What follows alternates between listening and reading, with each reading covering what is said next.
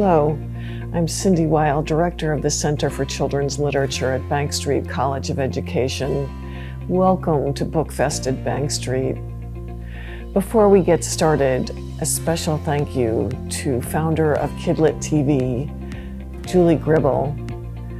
Julie worked tirelessly this year to make this program look perfect. I also want to thank our wonderful sponsors whose contributions have made BookFest affordable for all. A special shout out to Epic, who is paying for the live stream of this program. Thank you to our moderators, panelists, and Keynote. Julie and I so enjoyed working with you in the pre-recordings. 2 administrative points. Note that because this program is pre-recorded, there will not be a Q&A at the end of each panel. We suggest that you just enjoy the program, listen carefully, and then later you can post your thoughts and impressions on Twitter using hashtag BookFest22. If you prefer Facebook, make sure that you tag the Center for Children's Literature. And now we'll begin our first panel, Remembering Jerry Pinkney.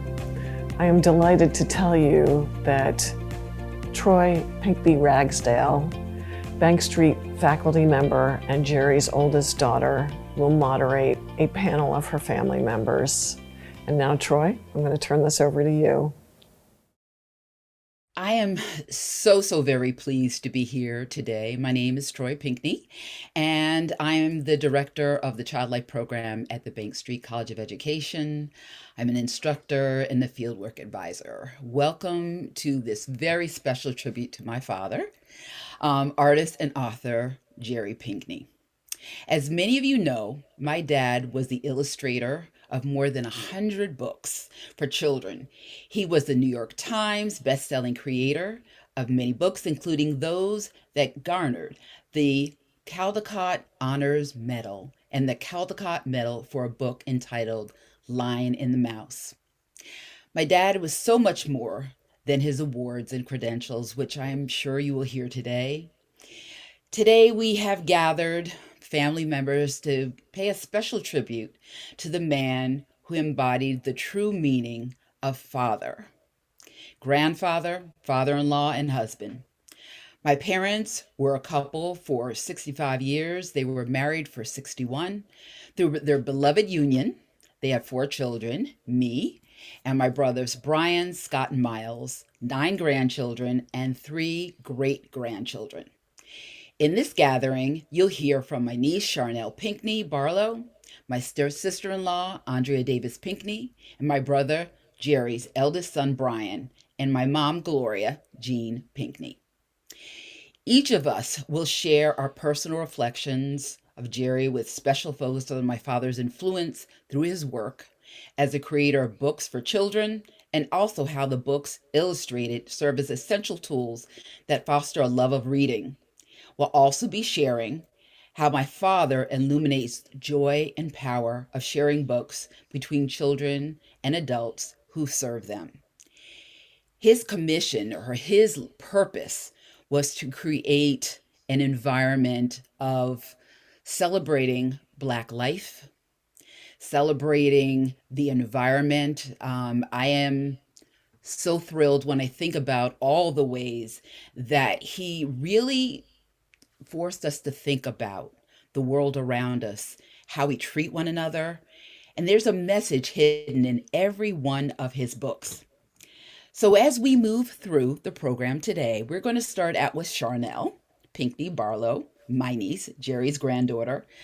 Charnelle is the acclaimed children's book illustrator of numerous works for children, including the NAACP Image Award nominee, Just Like Mama, by Alice Faye Duncan. Charnelle is a graduate of Philadelphia's University of the Arts, the alma mater of my father, Jerry Pinkney. She also holds an MFA in illustration from New York School of Visual Arts. Charnelle, thank you so much for joining us today. Charnelle. Thank you. I'm so glad that I can be here and talk about Granddad. So what I wanted to talk about today is some of my favorite memories of Granddad. And a lot of those memories include going down to his studio and him having a pile of books set aside for me to read that he knew that I would enjoy. And my favorite thing is that his studio was always like a world in itself, right? Where you go and he has music playing and you can see what he's working on. And you could see his interest and everything that he was passionate about. And he would always put that joy and that excitement within his work. So one of my favorite books where he does this is Twinkle, Twinkle, Little Star, right? And in his artist notes, he talks about the wonderment of Twinkle, Twinkle, Little Star, and how he would watch like the chipmunks outside his window and how they were so curious and stuff. And he really captures that wonderment in the book. So like we see our little chipmunk, and he goes from exploring his immediate world and goes up into the sky, right? We see him literally leaving, everything he knows and exploring and journeying. And that's one of my favorite things that Granddad was able to accomplish with his books. Charnelle, I know this is emotional. I feel you here. I wonder if you could speak about how he has influenced your work as an illustrator.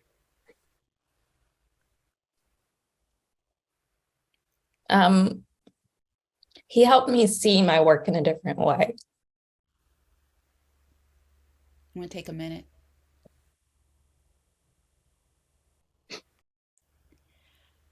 I think, why don't we, do you want to take a minute and I could switch to Andrea and we'll come back to you? All right. Andrea, my sister in love. And she's an integral part of this family.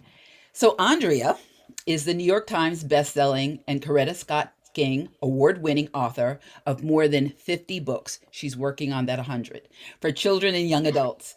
She also serves as a publisher and editor at Scholastic. Simply put, I call Andrea my sister-in-love, and my father and mother call her daughter-in-love. Andrea, it's your show. Thank you so much, Troy, my sister-in-love, and it is so wonderful to be here with my family and to join a family of people who just loved the man that I called my daddy lion. So what I decided to do was to write a letter, and here it is. Dear Daddy Lion, you are the only person I knew who answered the phone on the very first ring. And you didn't just answer it by saying hello. You always just said my name. I guess you had caller ID. You picked up the phone and you said, Andrea. And I always remember that moment, that feeling, the simple kindness of being acknowledged by my name made the world a good place to live in. And that's exactly what you did. You made the world a good place to live in so that we could all dive into the beautiful expanse of your pages. And by giving us all of those paintings and all of your colors and your creative expression, you answered the call. You welcomed us in. And there were so many books that just ring and resonate. The Patchwork Quilt, Mirandy and Brother Wind, A Place to Land. Your families were a celebration of every color and hue. That was you, Daddy Lion, answering the call. One of my favorite books is God Bless the Child, because that's what you did. You blessed us with your stories. You answered that call, greeting all children from every street and classroom and cranny and neighborhood nook. Your books reached out and said, Come along, little one. We are going on a journey through pictures and pages and brushstrokes and rainbows and a sky so high and so blue and so limitless that now you know you can see past anything or anybody that tells you you can't or you shouldn't. And that's what you did for so many of us. You told us we could do it, that we could reach for that star. And that is why I love you and I carry you deep in my heart. Thank you, Daddy Lion. Andrea, I am thinking about the role that you have had in our lives for so very long, and the caring that you have shown to all of us. And I'm wondering, in your private moments, if you don't mind me asking, when you think of my father, what comes to mind? So many memories. I think there's two things that really stand out in my mind. One was that Daddy Lion was really very open about his struggles with learning, about his dyslexia. And it's interesting because his dyslexia is something has sprouted on our family tree. And, now the children and grandchildren who inherited that legacy of learning now have the gift of self-acceptance and this, the gifts of this colossal creativity and the idea that even when we all struggle, there is beauty in the world. And that's one of the, really things I just always embraced about Daddy Lion. And the other thing is this, and it kind of relates to this. I'll never forget once we were all on this limited book tour. So we went to bookstores and churches and libraries and community centers. And I was very conscious of the fact that Jerry and Gloria, my mother-in-law, were really focused on the young people that were on the fringes, the kids who were not in the folds, the ones who were over there and often not part of the mix or part of the conversation. They immediately went to those children and brought them in and made them feel special. And we all felt special in the presence of Daddy Lion. And that was the gift. And when we all continue to feel special when we look at his books and when we think about just the love, he was just a big bundle of love. And it's just nice that we can carry that love forward. And that's what I think about in my quiet moments, the love that he brought so many of us. Thank you so much. Charnelle? And back to you. I'm back. Okay. So you asked me the influence he had on my work. And I would say that he would always see something that I didn't see. Like he would talk about, like, I would show him my portfolio every time I came down. And he'd be like, wow, like it's so graphic. And I'm like, oh, yeah, it's graphic, isn't it? He's like, oh, the way you use color. And I'm like, oh, like he would just see things that I didn't. Whew. Is there anything else you might like to share or what's coming up? I'm thinking about the collaboration that you and Brian are working on. Yeah, so Walk in the Woods. So Granddad was working on that book and it's written by Nikki Grimes. And so he got the sketches done for the book, but he didn't have the paintings done. So Uncle Brian, and he can tell you more about his part, but he did the paintings for it. And then they had to figure out, okay, how are we going to put these two things together? So Uncle Brian called me and he was like, well, I know you do some digital work.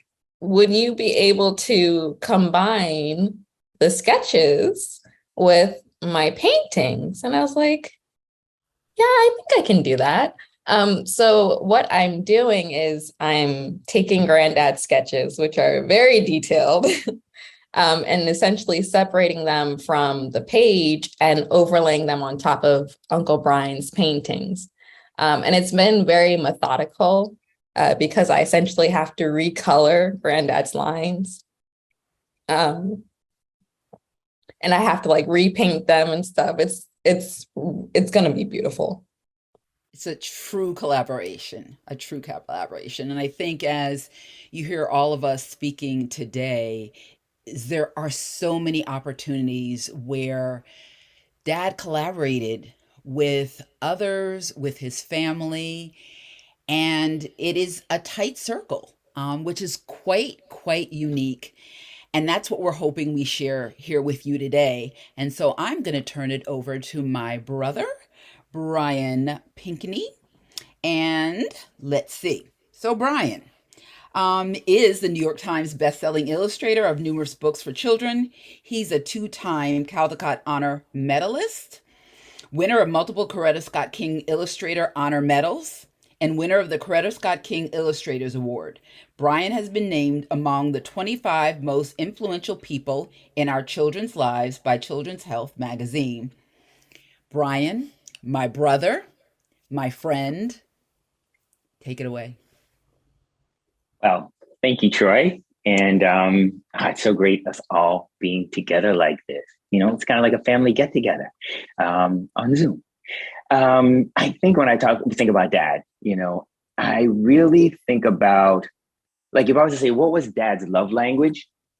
I'd say it was encouragement and enthusiasm. He spread so much love and joy through just his enthusiasm for life, his enthusiasm for making art, you know, his enthusiasm for his family. And we got to see that at a very young age. As you know, Troy, whenever Dad was working on a book, he would invite us down into his studio and dress us up, and we would model for the characters in his book. And by doing that, we were involved in the creative process, you know, at a very early age, and really saw the way he was always problem solving, and his joy in doing that, I think, came over to us. I remember he did a book about a little boy from India, and I think it was my mom who like had a little costume closet. She'd come out and dress me up like I was in India and model for him. And I know you did that too, because I remember one day you weren't home and Dad needed a girl model. So they dressed me up as a girl. And what I realized early on was you always have to think outside the box. And in our house, every day was like Halloween because we were always dressing up as something. And that enthusiasm not only goes into my art making, but also how I live my life. And like Charnelle said, there was always music playing and a sense of festivity around the art making process and that joy. And the other part is that encouragement that he always gave. You know, it was often my mom that would find me underneath the table with a sketchbook, and I would be drawing away, and she would come out, "What are you doing?" I'm like, "Oh, I'm making something." She'd be like, "That's beautiful. Go show your dad." So then I can go to his studio and show it to him. And, you know, people would always ask, well, was he very critical of your work? Did he give you suggestions? I said, it was more like he would just encourage me to do more, you know, and my mom and him were always giving us art supplies, and he would let me use the paper that, you know, was cut too small for him to use, or his old pencils. And I would draw with those. And that encouragement to just keep creating was amazing. You know, there's the part about him, you know, struggling with reading when he was younger. I also struggled with reading. And I think what my dad showed me was that you can always read the pictures. So there's always a sense of, there was always books around, and I would just look at the pictures, and then I maybe read the words to figure out what the story was about. So this idea of, you know, the little details in the pictures tell the story. And when we look at his work, we can see that, you know, his attention to detail, where, you know, if it's the look in Sam's eye and Sam in the tires, the way he's like looking around, or the little characters you can read, the little animals that have little expressions that are watching Sam, or, you know, the fur on the bodies of the animals that he created, like the way the fur, the whiskers, or the hair in the ears, like all these little details. He wants us to look at, to read the pictures. And I got that from him. You know, I remember something also my dad did for me when I was about 18 years old. I remember we were out on his porch off his studio, and he said, Brian, I have a book I want you to read. It really helped me when I was your age. I see you as a seeker. I thought, okay. And he gave me the book, Siddhartha by Herman Hesse. And it was the story of a guy, in another country who, goes out on a journey, and he crosses a river by a ferryman, and on the other side, he gets all this wealth, I think, and builds like an empire or something. And on his way back, he goes across the river. And in the end of the book, he becomes the ferryman. And I remember thinking, that's it. What happened to all his wealth and glory? He becomes a ferryman? And it wasn't until recently that I kind of understood the story, this idea that, our task here is to ferry people across the river. And that's what my dad did, through his encouragement to young artists, to his readers in his books, this idea of, escorting us to the other side. And we get that by looking at his artwork, by, things he said to us, young artists that he's encouraged, and young readers get that. So that was his love language, enthusiasm and encouragement. And, you can really see that in all of the books that you have illustrated and written, that curiosity, that thirst for life, that wanting to embrace the world. And I think it's important to say here, all that people see and have read about Dad is true. Who he was as a person, how he treated each one of us, you always felt like you were the center, or you were so important to him. He was always listening and paying attention. And I think we kind of all have assumed a lot of that in the work that we do. And so I'm wondering, as you're illustrating, as you're working, is there an enduring message that you think about that kind of propels you forward to keep doing the work, to keep engaging children and families? That's a very good question. So I think for me, it's that wanting that connection, and that connection you talked about that Dad had that made everyone feel special. And I think that comes from, Dad was always operating from his heart. He had amazing skill. He was a brilliant man, but he also had an open heart always to everyone. And I think that came through in his artwork. And that's something that I think when I embody all these qualities that Dad had, I think comes through my heart. And I hope that comes into my artwork. And then that moves forward to the readers and the viewers of my work. Yeah. Whew. Last but not least is my mother, Gloria Jean Pinkney, who herself is a writer, and have collaborated on a number of books with my father and won many awards herself. She is the muse behind all that we are, all that he was. Mom? Well, hello, everyone. I hope everyone can hear me. Can you all hear me? Good.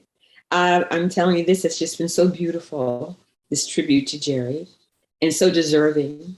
He was the most amazing person, the most amazing man that I have ever known. And Jerry and I, as you know, were together for many, many years, many decades. And I was able to be with Jerry from the very beginning, when Jerry was in art school and when he left school early after 2.5 years and had to put a portfolio together to get his first job.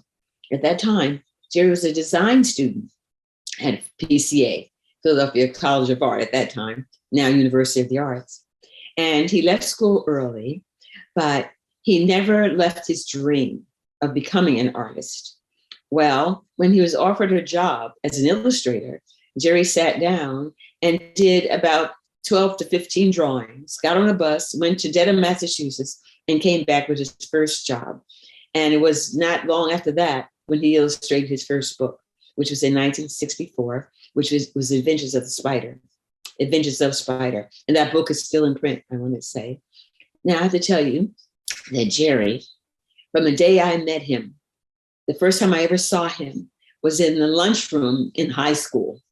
And he was walking down the lunchroom aisle with a big drawing pad under his arm. Now, who brings a drawing pad to the lunchroom? He had, and a pencil behind his ear, and his sleeves rolled up because he was ready to draw.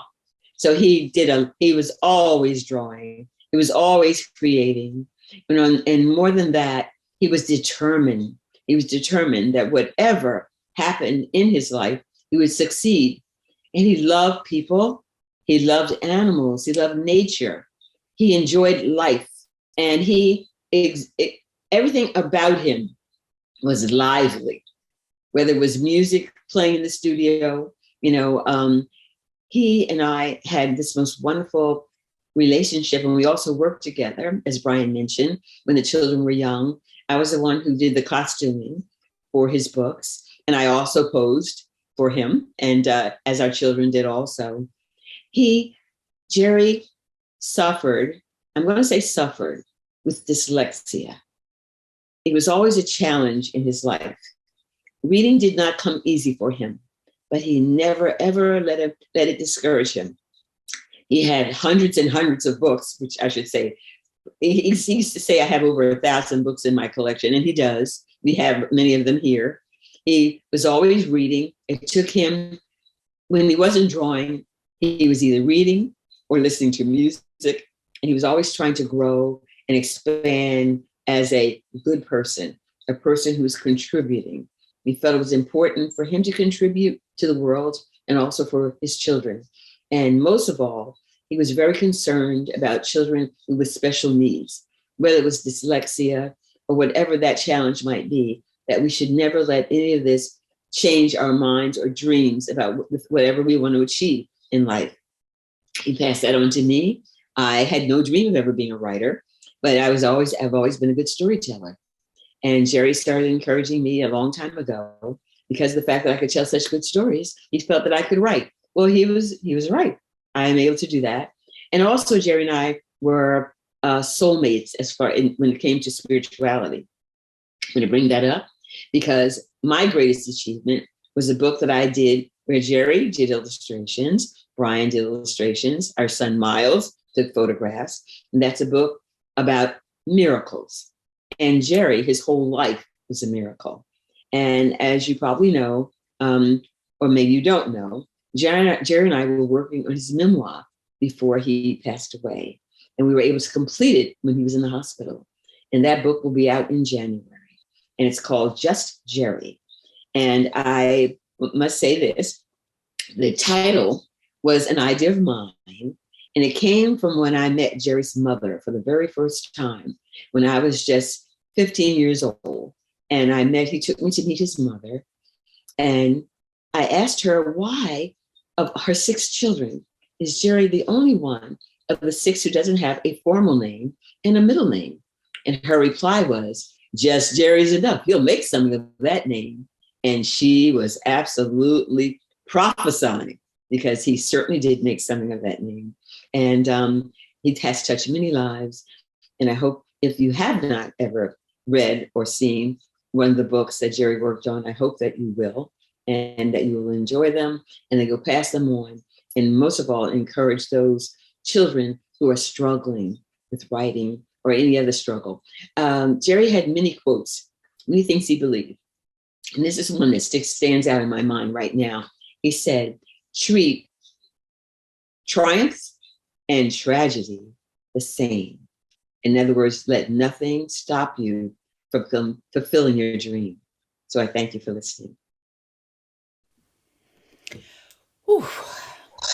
So, Mom, I'm thinking about how intricately involved you have been throughout his career. As you mentioned, you talked about the costuming, reading over many of the things that he had written. And I remember watching you all do that. I'm wondering if you were to give another message to everyone listening here from my father, what that might be. From your father? A very simple message that you've probably heard many times. Never, I'll just add another word in there. Never, ever give up on your dream. Or dreams, I should say. That would be it. Oh, thank you. So as we are rounding out the time here, and I'm very cautious of the time, I think it might be a good time to talk about some of the things that are coming up. Some of you have mentioned, you mentioned his memoir, Just Jerry. Charnelle, you mentioned the book that you're working on with Brian for Nikki Grimes. But Brian, I know you're also working on an additional book. Yes. Working on another book called The Tiniest Drop. And that one will be coming out in probably a couple years from now because I'm just getting to scheming on how I'm going to approach it. I already talked to Charnelle. I need you. You're going to have to help with this one also. My dad did some amazing sketches that are very loose and whimsical and very similar to his earlier work. And, I will also find a way to add color underneath them. And then, Charnelle, you'll come in and help clean it up. I'm glad to help. Yeah, it's going to be beautiful. It strikes me that this is so much who Dad was, right? Collaboration, family working together, and how busy he was. I mean, when I think about the number of things he was working on in the last year, prior to the last year, it's mind-boggling. He was always working, always just producing, but most of all, he was always believing, right? He was always believing that the world would be a better place, that the art that he produced could make an impact. And as you mentioned, he always, no matter who was there, every child, his gaze would follow every child and just embody what it means to be part of a global community. So the question might be, what comes next? And I think, as you have heard, there are quite a few things going on. As my mother stated, my father's illustrated memoir entitled Just Jerry, How Drawing Shaped My Life, will be available in January from Little Brown Books for young readers. My brother Scott will be doing the voiceover for that book, Just Jerry. We like to keep it in the family. As you heard, a new picture book entitled A Walk in the Woods, written by Nikki Grimes, was one of my father's final creations. That book, which will be published by Neil Porter Books in 2023, was completed by my brother, or is being completed by my brother Brian and niece Charnelle. A Walk in the Woods turned out to be a Pinkney multi-artist collaboration. And it strikes me that I think my father, looking down, would be so pleased to see what is happening. My father was among one of the most widely exhibited illustrators in the nation. Very humble, you would never know it if you didn't know it. His vast canon of paintings will continue to be widely shown and toured throughout museums nationwide. You can see his work on view from October the 9th, 2022 through January 22nd, 2023, in an exhibition entitled Tenacity and Resilience, The Art of Jerry Pinkney at the Katonah Museum of Art in Katonah, New York. Currently on view at the Norman Rockwell Museum is the exhibition Imprinted, Illustrating Race, which includes select pieces of my father's work. Dad served as a curatorial advisor for the exhibition, which is up through October 30th. So there is a lot coming. Is a lot that will continue to be produced and shown. And we really do hope that you've gotten a glimpse into who Jerry Pinkney was and his impact on the world and his impact on all of us. Thank you so much for being with us today.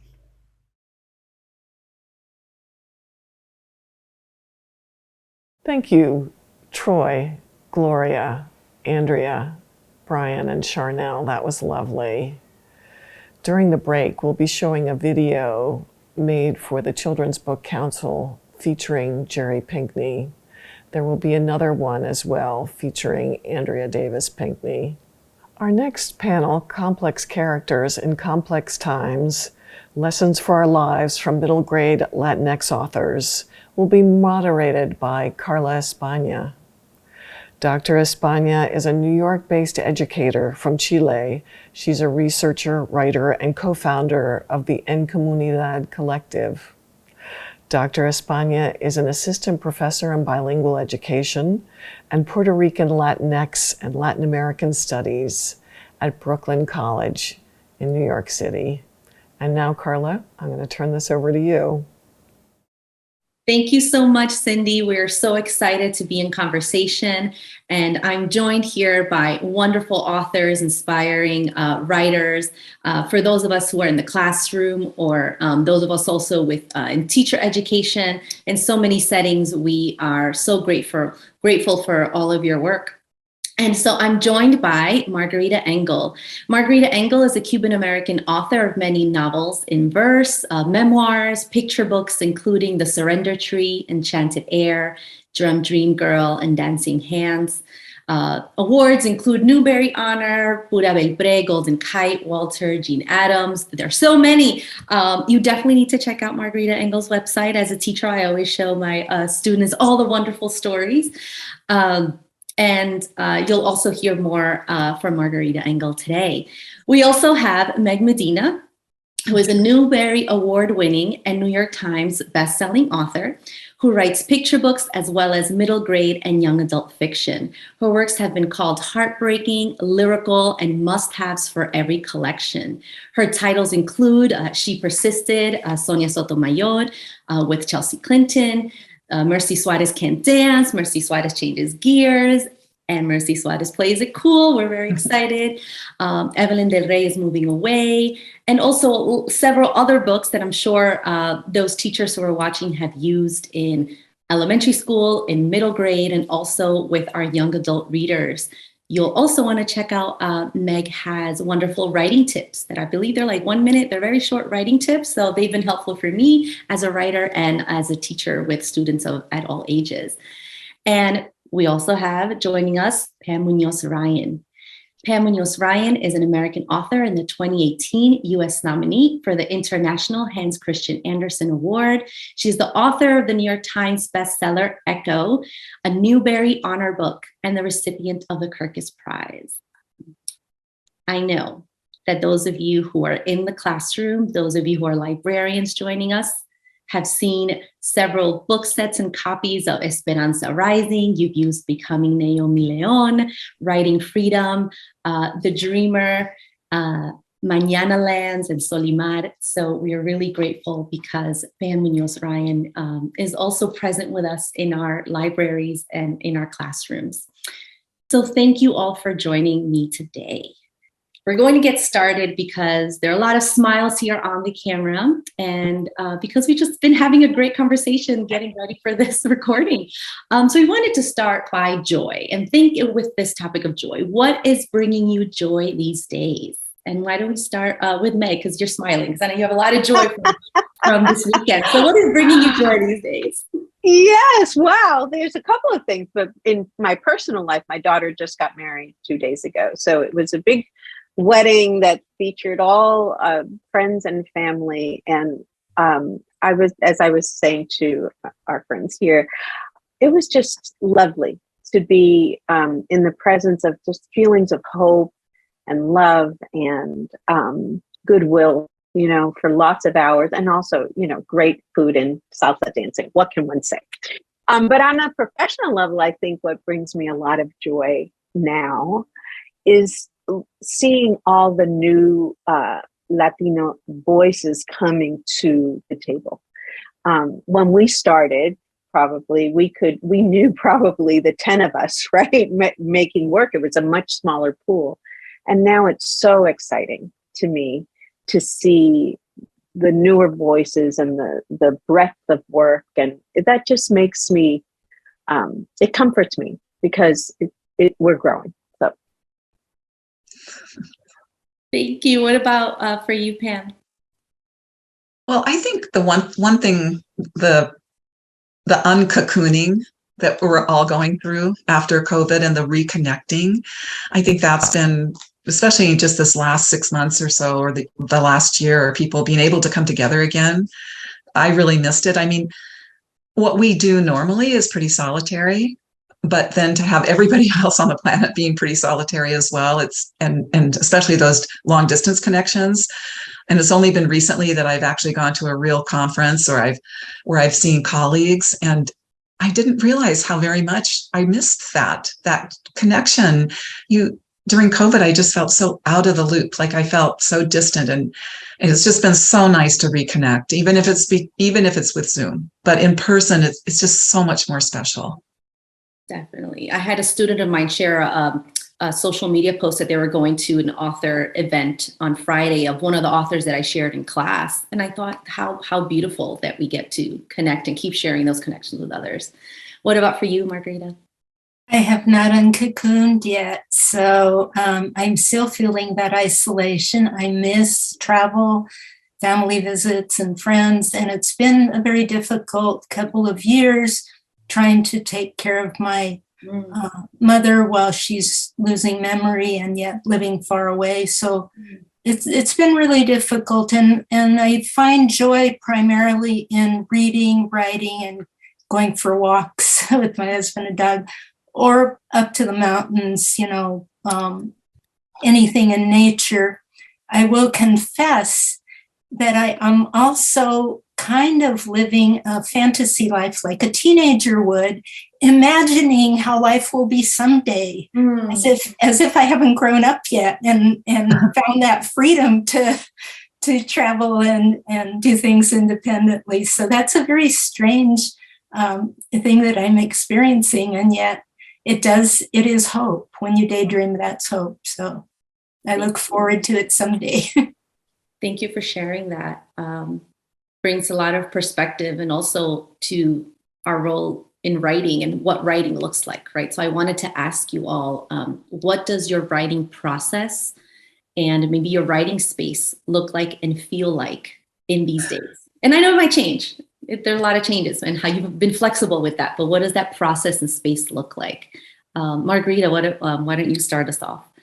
Well, I've always been a morning person, and I've always been a solitary writer.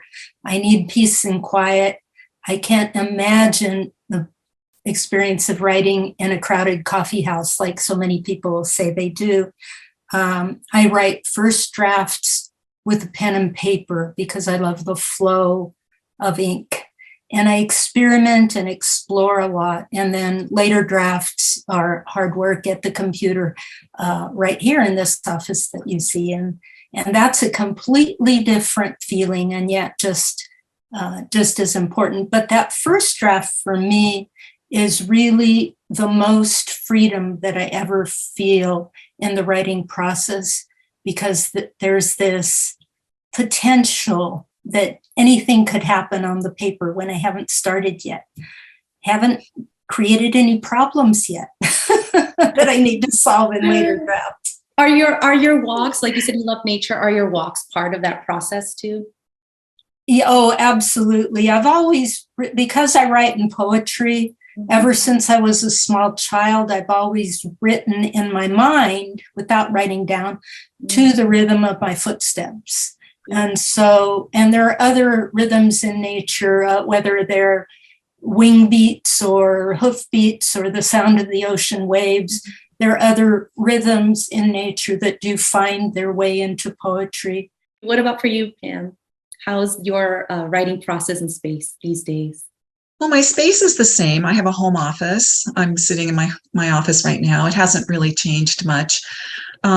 But my process, I'm what you call a recursive writer. I usually start a book, a novel, in one scene with, that character that has come to me, or the idea, the premise, and I start writing. And then the next day I go back to the beginning and I read and I rewrite and I add some more. And the next day I go back to the beginning and do the same thing. And the next day I go back to the beginning. So for me, I think when people say process, what they really would like to know is your tidy shrink wrap procedure.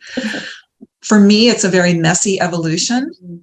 It's just my way. I mean, if you talk to a lot of different authors, you're going to hear a lot of different ways that they organize and prepare. And I know how to outline if I need to do that as an exercise. Sometimes I make lists of things that should or could happen, but I'm not married to that. Yeah. So for me, I usually know that opening scene and I know the emotional resolution I want at the end of the story, but I don't always know how I'm going to get there. Oh, and that's such a great wake-up call for us teachers, those of us who do, writing workshops and talk to children about writing in the classroom, about being open for students to select what their process will look like, as opposed to saying, this is the one you will follow. Well, it's nice to have those different ways in your toolbox, but this is also a way, right? Yeah. Meg, what does it look like for you? Well, I would say very similar to Pam. And what strikes me about it, because when I come to the page, I'm usually coming to the page with, usually with a character, her name, her age, like her sort of presenting problem. Mm-hmm. And often this idea of what I want to explore in the novel, just like a general idea of what it is I'm trying to unpack. Mm-hmm. I have no idea what I'm going to unpack and find, what I'm trying to say. None of that crystallizes until after I've written it. And then I sort of go back and start making sense of what's there. But, what's interesting, I think, when we're teaching writing versus like actually being a writer is, so my process is very inefficient, right? It would never fit into a 45-minute teaching time block, right? It just, because I don't know so many things, because sometimes I put work away for a long time. Mm-hmm. The book I'm working on now is a fantasy, and I put it away for 10 years, right? And here I am back at it. And so I feel like there are some things that I actually do in practice that I wasn't prepared for. Like I had to figure that out. But, when I think about the years that I spent teaching writing, I wish that I had first establish some sort of system that students could have an escape hatch when they reach a part in their project where they're stuck or dissatisfied, and they have the space to be able to put it down and work on something else. Mm-hmm. Or if they're going to give up on it for a period of time, be able to reflect on why they can't see the way forward or whatever, and then give them permission to explore other things.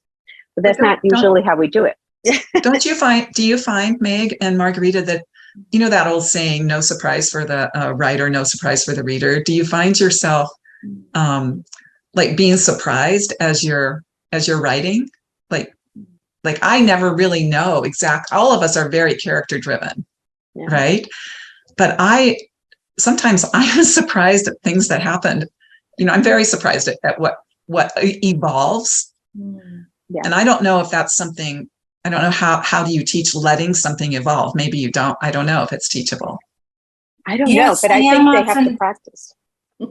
I am often surprised at things that happen, but also at things that I learn while researching.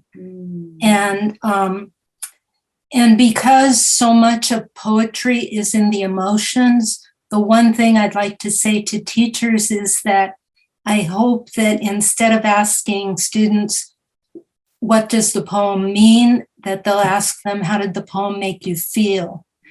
So that the students won't think, especially young children, that they won't think there's only one right answer to what does the poem mean, because what the poem means is different, not only to different people, depending on their experience, but on different days, depending on our emotions, because it is emotional.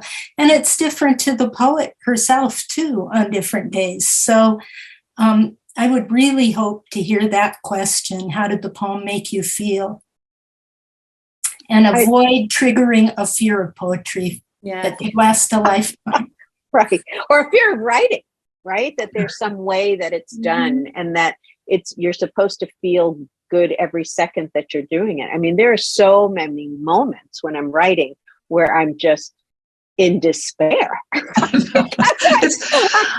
true. Something I can't solve it, or I suddenly hate the book I'm working on, and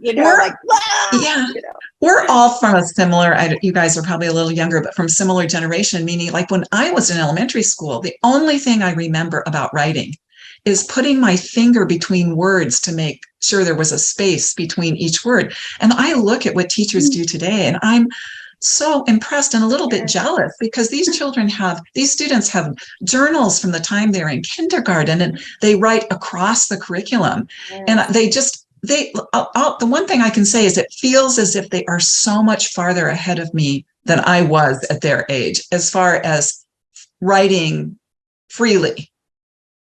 Well, and also because we have so many great characters that we have as mentors in your book. So that's helped too. As last year I was teaching 7th and 8th grade English, and it was great because I had all these wonderful books and characters that I could bring into the classroom. They were like I had teaching assistants with me. And because you were all talking about like being driven by characters in your stories, can you talk a little bit about the character development in one of your books? So how did that idea come to you? Maybe how was the character informed by what was happening around them? So I know for some it's a historical fiction, and there is an event in history that's driving. For others, maybe it was a world building fantasy that you were working on. But can you walk us through that character development process in one of your books? Go ahead, Pam. I see you. Go ahead. Okay. Well, I think very often, for instance, in Echo, which is historical fiction, the third section about Ivy Maria in Lemon Grove, California, that her character came out of the research. I discovered that in the 20s and 30s, I was actually researching, and this often happens, probably to all of us. The book I set out to write wasn't the one I ultimately wrote. The book I set out to write was about our nation's first successful school desegregation case, Roberto Alvarez versus the Lemon Grove School District. And that's what I was researching. That ended up getting a small mention in a 600-page book. But I came across a small photograph at a historical society of a group of children sitting on the steps of Lemon Grove Elementary School, and each of them were holding a Marine band harmonica. And this was in the mid-1920s. And when I asked the docent about it, she made a comment. She said, "Oh, that was back in the day when all the elementary schools had harmonica bands, during the big harmonica band movement in the United States." And of course, for a writer, that's like dangling a carrot. I was like, "No, what?" And she said, "Oh yeah, all the schools had one." And she kind of dismissed it because I was there to research something else entirely. But then I couldn't stop thinking about it. And I started researching, and my research took me from her to, a band in Philadelphia, to a Hohner harmonica factory in Germany. And then I started trying to make a connection. What if there was one student in Lemon Grove, a girl in elementary school, and then a boy that was in the other band, and a boy that was working as an apprentice in the factory? And what if one harmonica traveled through all three? So the idea for the characters really did evolve from the research and me saying, "Oh, what if this happened? And what would it have been like for this girl to, be in the harmonica band in the little elementary school? What would it be like for this boy who was an orphan to be in this place and time? And what would it be like for Frederick to be an apprentice in a harmonica factory when Hitler became chancellor?" So really, for me, in that story, in Echo, that's what, was the impetus for the characters. Such a great reminder of the importance of connecting that research to writing, giving us time, especially in the classroom, for children to explore that in their research and see what carries to their writing. Mm-hmm. What about for you, May? Well, I think I'm going to talk about the Merci books, because that character I had to sustain over 3 novels, right? And so what started out as a short story in Flying Lessons, right? It was a short story called Soul Painting. It was about just sort of a dab, a look at a moment when a girl has her vision open to her parents' sacrifice, to like what it's going to take for her to be in this new space at school and so on. And so she just started to evolve. There was something in the character, and mostly I think just in the time period of 6th grade, 7th grade, and 8th grade. I don't know what you all looked like in the 6th grade and then in the 8th grade, but for me, it was such a huge change. It was a metamorphosis in every way. And it was such a process of trying on different personalities and different friendships and all of the different struggles that happen in that time. So that time period of what happens to kids in the middle school years became the frame sort of for a series. And so figuring out how to write a novel for middle grade students, right, for 9, 10, 11, 12-year-old, where the character matures, but the reader is still in that age group, right? It's always going to be a middle grade series. So how do you write a 6th grader for that group? And how do you write an 8th grader for that same group? And still show the progression and the growth that happens in a young woman who's just starting to ask the questions, right, about herself and friendship and family, and who's trying on all those different personalities. What happens for me is that the characters become very real in my imagination. They become, they have shards of my own life, of people I knew, people who made my life miserable, people who completed my life. Like all of those people get sucked into the vortex of my creative process, and they end up in some way in the novel. And I think ultimately, very selfishly, it helps me clarify what I think about growing up. And it helps me make sense of what growing up was. And then I lay it out on the paper. And the extreme joy is just seeing when other people connect with those experiences and those same sort of questions and realizations and so on. That's how it was for the Merci books anyway. And I think it's a great example to show students, writers of all ages, of how you take a character that you developed in a short story and develop that into series. So I read, we read all the stories in flying lessons last year with my 7th graders. And they were quite impressed because we did author studies along with the short stories. And then they did presentations. So they loved seeing how Merci grew out of that story. Thank you. What about for you, Margarita? What's that process for character development in one of your books? Well, since you asked me to talk about the surrender tree, Rosa Lavalla Mesa is one of the historical figures, but she never wrote about herself. And so without any diaries or letters or other first-person accounts, I had to rely on descriptions by other people, primarily military men who wrote about the women who healed them when they were wounded. Military men from 3 different armies, Cuba, Spain, and the US, after the US jumped into the struggle in the late 1800s. So I did an incredible amount of research, the factual documents and so forth. And of course, I needed to know all of that. But then because she hadn't written about herself, I needed to imagine her emotions, which for me are at the heart of a verse novel. Even when I write a historical, factual verse novel. Now, this is sort of a sequel to that. Rima's Rebellion occurs a couple of generations later when the women who were the healers and in some cases the warriors in Cuba's 3 wars for independence from Spain, when they had daughters and then granddaughters, those girls and women went on to become suffragists in the 1920s and 30s, still on horseback and, struggling for the right to vote, which was, again, an incredible research process. And that's a completely fictional character in this case.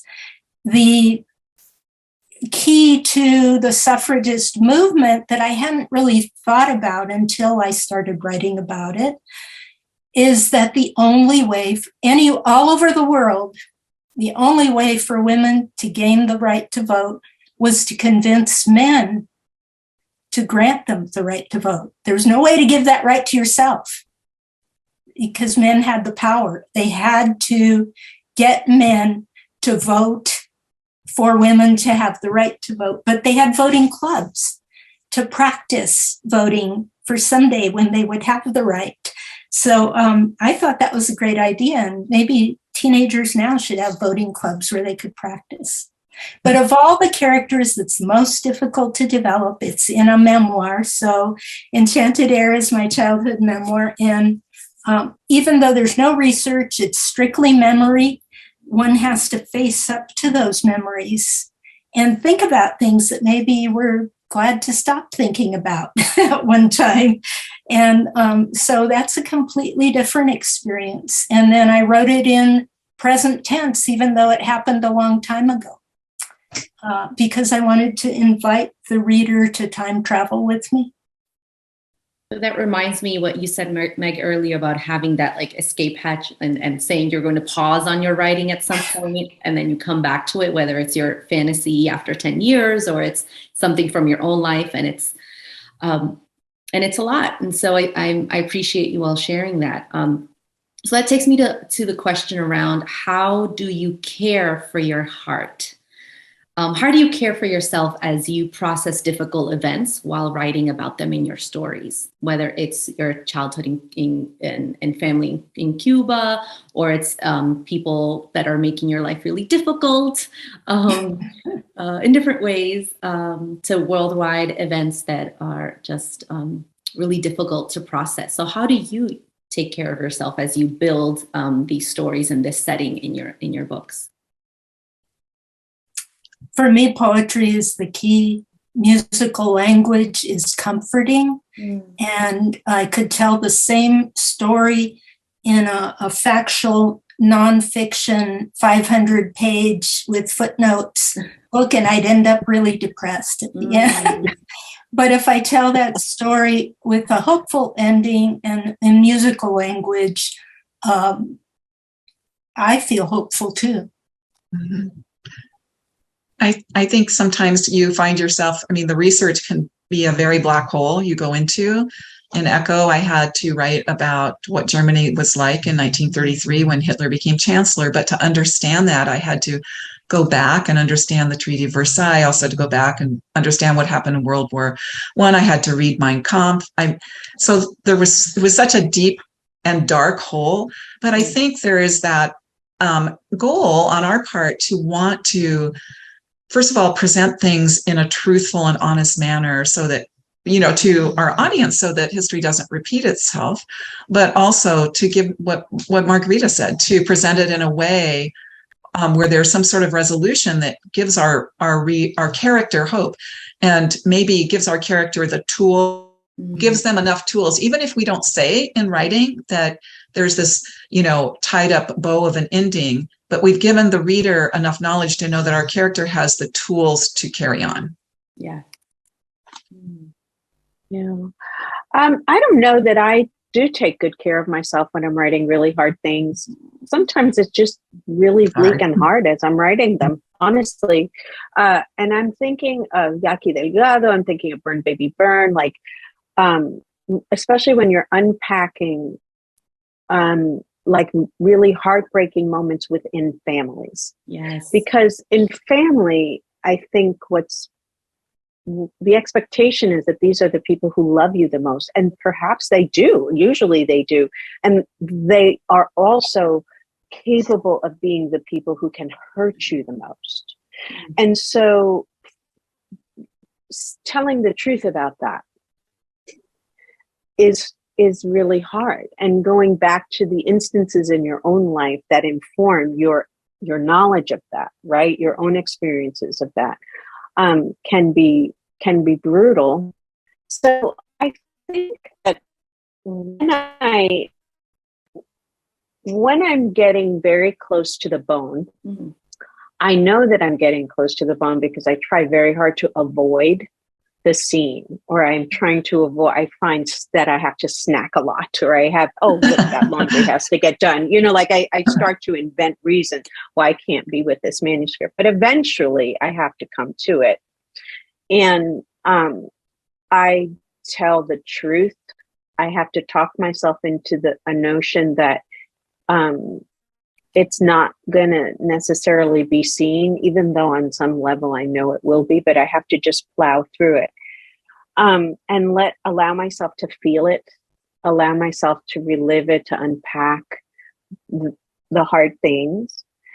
And then when there's some space, I can come back and edit it as the writer. But in that first moment, I have to be the person sort of reliving the experience. So, I mean, it's not easy.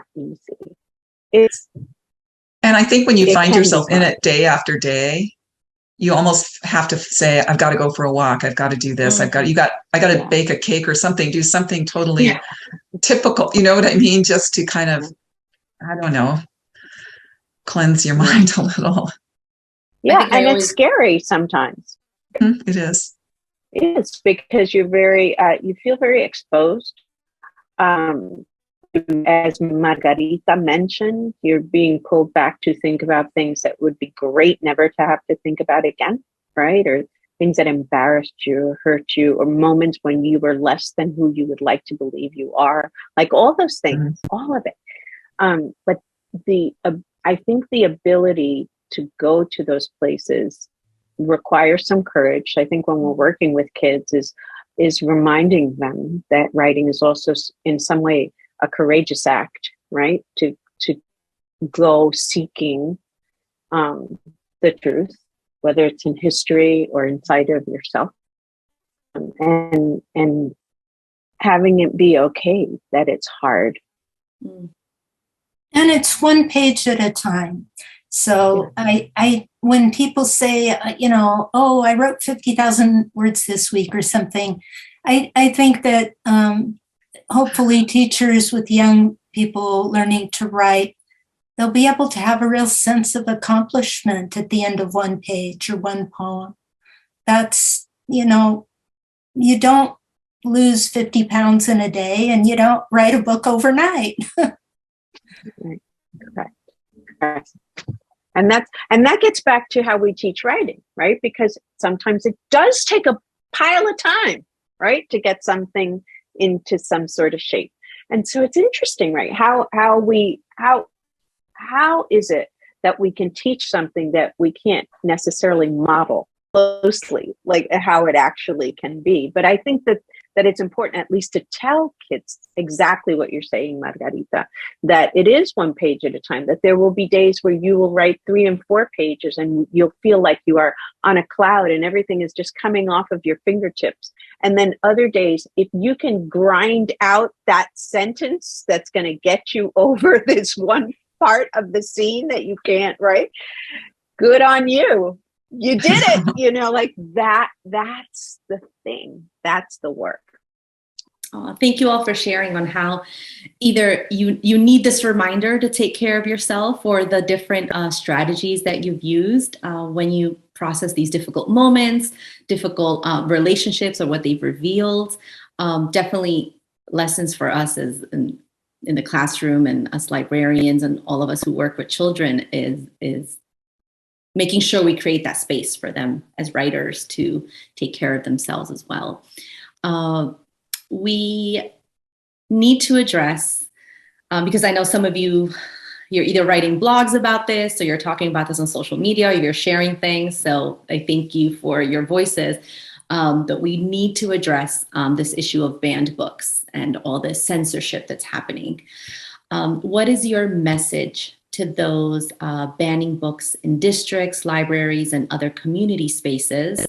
Or if you'd like to answer this question a different way and think, what is your message to the librarians and teachers who are fighting the good fight, making sure we get books into the hands of children? So why don't we start with Pam? Yeah, we all taking that deep collective breath right now. I know. Well, first of all, I think if our goal is to prepare readers for the greater world, for a very big world, I think that we need to be saying to them, we can't know anybody by just looking at their countenance, the color of their hair, the color of their skin, how they dress, their religion, how they, we can't, and understand them. We can't make a judgment about somebody and by just looking at them. We have to first hear their story. So I think that's why we need to read broadly, and we need to read a wide breadth of stories about people from many cultures, from many walks of life. I mean, we're teaching readers how to be. One, I think a very revealing letter I received once from a young boy, who wrote me about Esperanza Rising. He said, "Thank you for writing this book. I didn't know about those things or those people until you told them to my eyes." So this was a non-Latino. So it's important, of course, for me to write a story where someone can connect to the culture. But even more important, or as important, maybe sometimes more important, is for that non-Latino reader or Latinx reader who discovered something other than themselves. And we have opened their eyes a little wider. So, and as far as the teachers and the librarians and the principals out there helping to fight the good fight, thank you. I mean, I never thought Esperanza Rising could be banned, but a few years ago it was banned in a district in North Carolina, my book and One Crazy Summer by Rita Williams Garcia, because they said our books portrayed ethnic class struggles.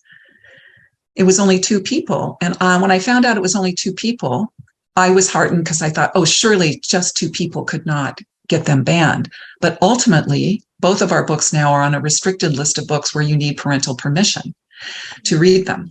So yes, just 2 people can cause a furor. And for the teachers and the principals out there and the librarians for fighting the good fight, thank you. Thank you so much for being on our team and giving us the support. It happens. I just think I want to hear somebody's story before, so that I can say that I know at least a little something about them. Margarita, what about for you? What's your message?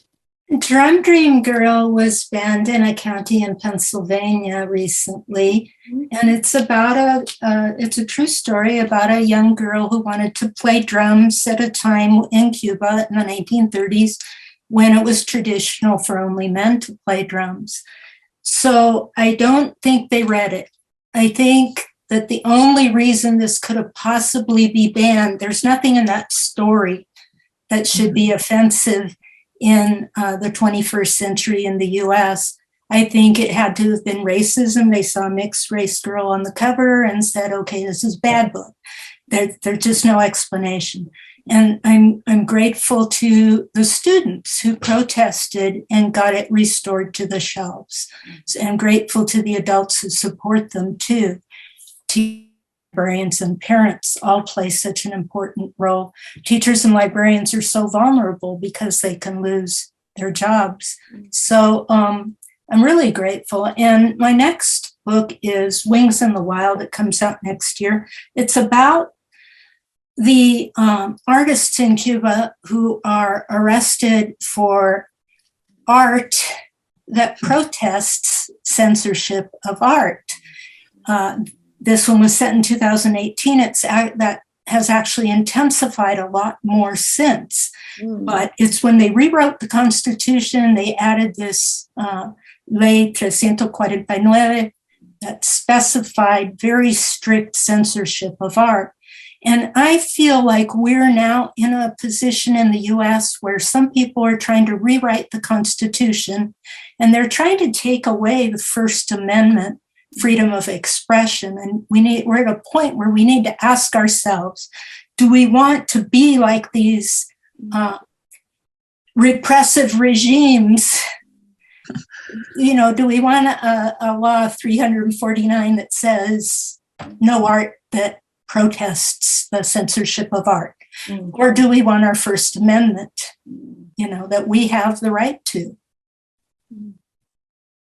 So I'm going to upvote both Pam and Margarita, obviously. The first thing I'm going to say to teachers and to teachers, students, librarians, community activists who are supporting students' right to read, I want to just say thank you, because it's an exhausting position to be put in. When you're working and you have to, even if your school has an organized system of addressing challenges and so on, there's a lot of paperwork that gets involved. There's a lot of, just being put in really uncomfortable positions, additional meetings that are increasingly fiery and very emotional. So I don't take lightly what this means for them. And the fact that they're taking this on in the middle of all the other things that they have to do for our students. I would say that I think right now we need to, as a community of writers and bookish people and people who are very focused on students' ability to access books that interest them and that inspire them and that sort of open their worldview. I think we have to have a different model than what we have done in earlier years. It used to be the one or two parents who came forward and made a claim, and we could say, okay, well, your child can get X assignment, and it was on a smaller scale. But right now, what we're facing is something that I think Margarita is suggesting, which is, and correct me if I'm wrong, but I just think that it's a larger political movement around the so-called parents' rights and so on. But it's part of a movement to get people elected, right? And it has more to do with political platforms than what's good for children, right? And for reading. And I think we have to address that. What's interesting to me was in the situation with Esperanza Rising and One Crazy Summer is it was a ultra-conservative parent organization that backed the two people that went to the district, but they didn't go to the principal in the district first. They went to the media and made a huge deal about it. And then they went to the principal. When they interviewed him, he was clearly puzzled. He said, both of these books has been vetted. We've been using both of them for over a decade. They're completely vetted. He was completely confused. So the educators were in the dark about the whole thing until it came crashing down on them. And you're right. Instead of just saying, okay, for those children of those few families, we'll give them an alternative. No, you have to have signed parental. So you're right. I think Meg is right. It's part of a larger political issue. It is a larger issue. And I think that larger issue requires a revisioning of how we respond to it. So I don't think that we can play whack-a-mole any longer. I think that as wordsmiths, as people who know how to message, how to communicate really big, important things in words, we have to come together collectively as a community to create messaging about why it's essential for kids to be able to read the books that they seek, that interest them, and that inform them. And I don't think we have done a great job at that yet. There are many groups who are struggling, ALA, PEN America, a lot, trying to find the way forward. But I really think that we need a rethinking of the strategy of how we are handling the messaging. So when you watch, it's football season, I know nothing about football except that it has defense and offense. Okay. So we've been playing defense. We need to play offense too. And I think we need to go forward. And this is not a call to create more contentious divide. This is not a call to, anyone who knows me knows that I really like to be in conversation with people and to find ways forward.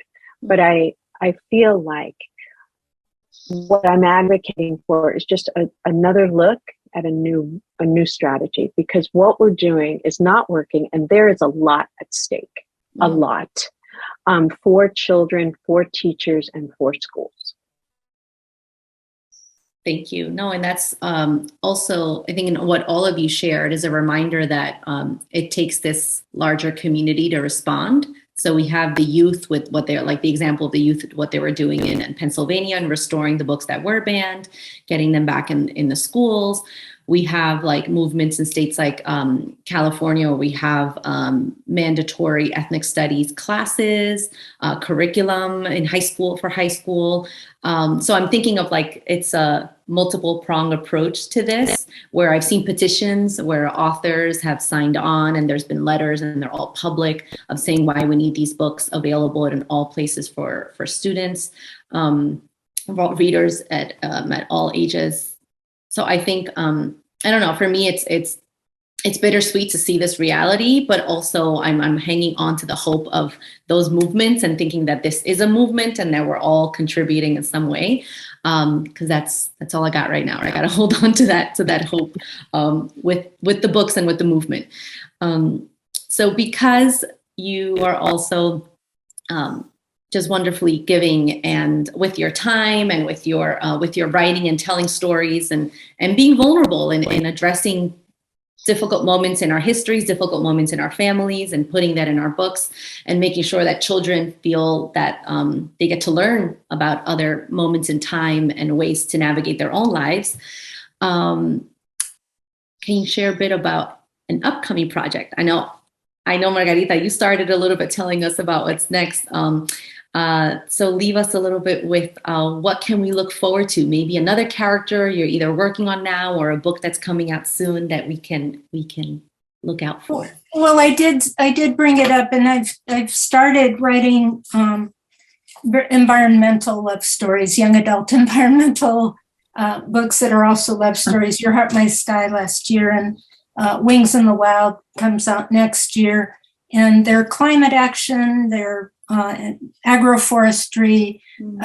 My training is as a botanist and agronomist, and I'm using all my love of wilderness and wildlife. And the third one will be the following year. And I just, they're love stories because I feel like no matter what else is happening in the world, when it's burning, we still fall in love. And these are for young, these are for teenagers or mature middle grade readers. And I just feel like we need to approach these environmental issues with hope. If we just think about the climate catastrophe by itself, without our human emotions in their full scope, then we're going to be apathetic because it's depressing. But if we think about it in terms of, young people planting trees and rescuing wildlife and falling in love at the same time, then there's hope. Thank you. What's next for you, Meg? The Merci Suarez trilogy just concluded. So it came out September 13th, and I really can't wait to hear what you guys think as you read it through and so on. But an exciting project that will be coming out in the coming years is that I did another chapter book about with the She Persisted series. This one on Pura Belpré. And I know I got to go back into the Harlem Renaissance with all of these exciting librarians and all of these, women who 100 years ago were having the same conversation that we seem to hear now, which is we need more books that reflect the kids in the seats. How do we do it? How do we use books to build communities? How do we use books to knit families together? And Pura was incredible. So I've had this wonderful opportunity to work with a friend and a professor and a Pura Belpré scholar, Marilisa Jimenez Garcia. And so we are working together on this little chapter book, and it's been a gift. I've really enjoyed it. Oh, can't wait for that one too. And Pam, what is next for you? Last year, I finished the script for the graphic novel of Esperanza Rising, and it's being illustrated by Andrea Vera Martinez right now. And I've seen some of the spreads, and it looks beautiful. It's a graphic novel, but will be over 200 pages. So it's not too condensed. It's quite substantial. So I'm excited about that. I mean, it's been out for 23 years. I feel like it'll just bring a whole new dimension in readership. And I'm knee deep in a new novel. And right now the novel is called El Niño, and it's couched it begins kind of in my typical original myth form. Begins like that and with an original myth, but it is also, the whole story is couched in the weather effect, El Niño, but El Niño has many meanings in the story. So very cool. I want to say this one thing. Can I just say that Yaqui Delgado is also coming out as a graphic novel next year for its 10th anniversary. I can't handle this. I cannot handle it. It's so fun. I can barely handle it. Yeah. Okay, like I just started, I transitioned back and forth between academia, higher education to middle school, went to teach middle grade, came back now, I'm in Puerto Rican Latino studies. And now you're all sharing this. Now I'm like, how am I getting back to the middle school classroom and working with my high school teachers? Because I need to share all these books. I will find a way everywhere. Thank you. Finally, because I know we have just a few minutes left. We have part of Bank Street Book Fest with our keynote with our latest Newbery winner, Dana Barba. As you all have, and I shared some of your books earlier with your bio, so many awards with Newbery and so many other awards, and Newbery Honors and Pura Belpré, and you're just amazing writers. What advice do you have for a Newbery winner? For Donna Barba? Like, what has come, like, how, I don't know, like, how has your life been impacted after your tan galardonadas que son, like, what words do you have for Donna? Well, I want to say that I gave Donna words already. Okay. When she won, we made a little video. Some of her friends made a little video for her. You know what? I think it's a widening of a platform suddenly, right? And it's a small amount of time, right? That you are the Newbery winner that year, right? Next year, there will be someone else and someone else and someone else. But the question I said is, what do you want to do with that year beyond being the winner, right? Like, what do you bring back into the community? And she's done a great job, I think, so far. And so, that was my advice. Think big in terms of what you want this to mean beyond just the silver, the medal that's on the book. What do you guys think? I think, first of all, it's such a gift.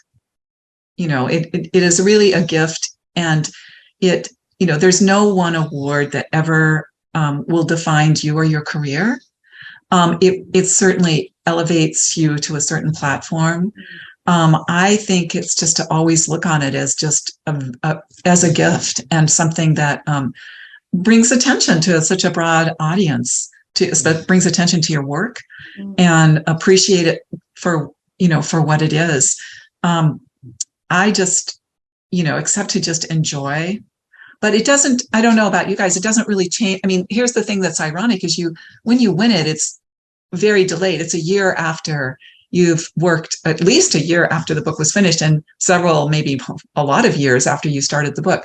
So in the meantime, you have already started other projects, right? You are already knee deep in something and entrenched in the writing. So the writing doesn't stop, but you got this incredible gift for something that you did before, and you just have to love it and appreciate it.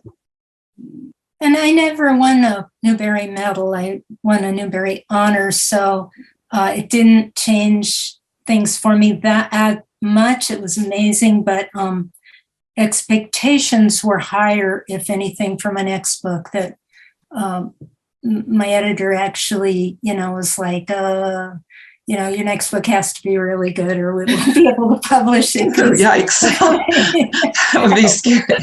So I'd rather focus on my 2 years as Young People's Poet Laureate, which were a similar gift. that came out of nowhere. And I was just like, and so my words would be for Elizabeth Acevedo, who was just named the next Young People's Poet Laureate. In my case, you can choose either a project or a theme, and I chose a theme, and I talked about peace for 2 years. And I went around talking about a peace at a time when I was very angry. So I was challenging myself. But also, you just have the opportunity to go out and speak to people who don't ordinarily have author visits. So to farm workers, or I chose New Mexico and just went to, places where there were no funds in the schools and talked to those kids instead of staying in areas where they have money and can offer you an honorarium. And I felt like that was a privilege offered by that honor. Thank you all so much. All of your writing is such a gift, and your presence in our lives, whether it's in an in-person school visit or through Zoom or these kind of events, really all of that is a gift. And just bringing us back to the title of our session, Complex Characters in Complex Times, Lessons for Our Lives from Middle Grade Latinx Authors. You have certainly provided us with so many wonderful lessons for us to consider in our work, those of us who are with children, with other teachers, librarians. There's so much. So we are so grateful for the time you've taken today to share so much with us. And we look forward to seeing more of your work. And for those of you watching and engaging online, we will see you on hashtag BookFest22. And we hope you enjoy the rest of the BookFest at Bank Street. Thank you. Bye, everybody. Thank you so much, Carla, Margarita, Pam, and Meg. What a delightful discussion. Note that there was actually a fifth panelist, not visible. Pam's dog, Wally, demanded entry by barking very loudly at the door while we were taping.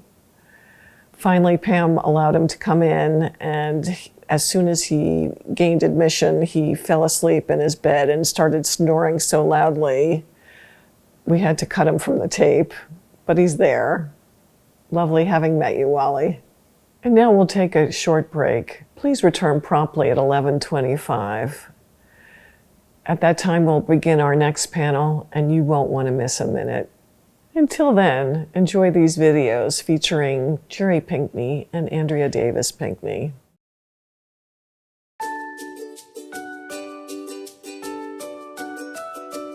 Hi, my name is Jerry Pinkney, and I make pictures for children's books. You might know some of my characters like John Henry from The Legend of John Henry, or maybe Noah in Noah's Ark. And how about the lion from one of Aesop's fables, The Lion and the Mouse? I also illustrated a book called A Place to Land. Barry Wittenstein wrote the words, and the story is about Dr. Martin Luther King Jr. That's who I'd like to talk to you about today. Tell us about your character. I bet you've heard about him before, right? In January, we all celebrated his birthday, which is a national holiday. Maybe you've even heard his most famous speech, which he gave during the March on Washington in August 1963, long before you were born.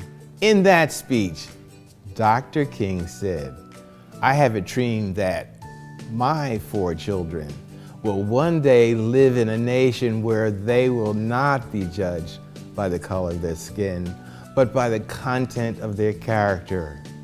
That was his dream, and it has been my dream too. I have taught my children, grandchildren, and great-grandchildren to live by what Dr. Martin Luther King talked about. And that is also why I make all different kinds of books for all children, for all people. What made you want to become a creator of books? I've been making books for a very long time. As a matter of fact, I have illustrated over 100 titles. But when I make my pictures, I still have to work very hard, doing some drawings over and over to get them just right. When I was young, I loved to draw. And in the beginning, I didn't always think my drawings were very good. But I kept trying. And guess what? The more I drew, the better the drawings turned out. Seeing Martin Luther King work so hard in the struggle for civil rights inspired me. He never gave up.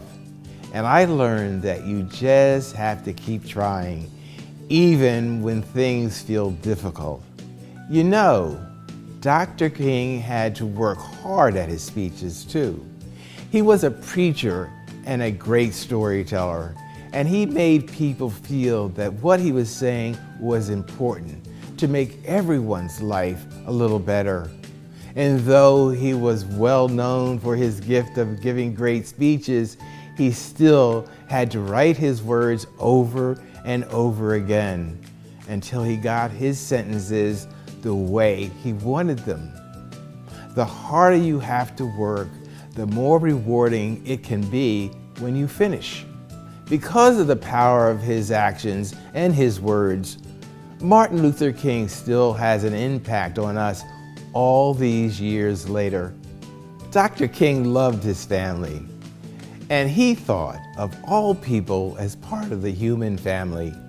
He wanted us all to love one another, no matter how different we are.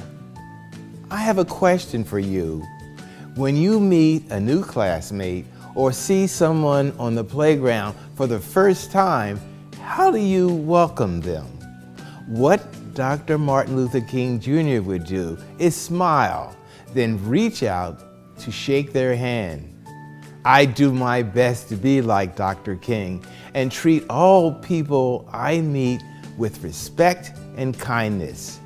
It makes me feel good, and I think it makes others feel good too. If you found a whale in your bathtub, what would you do? If I found a whale in my bathtub, well, I'm actually working on a book project now that deals with and centers around undersea life. So I would pause, perhaps go get my sketchbook, come back and ask the whale to pose.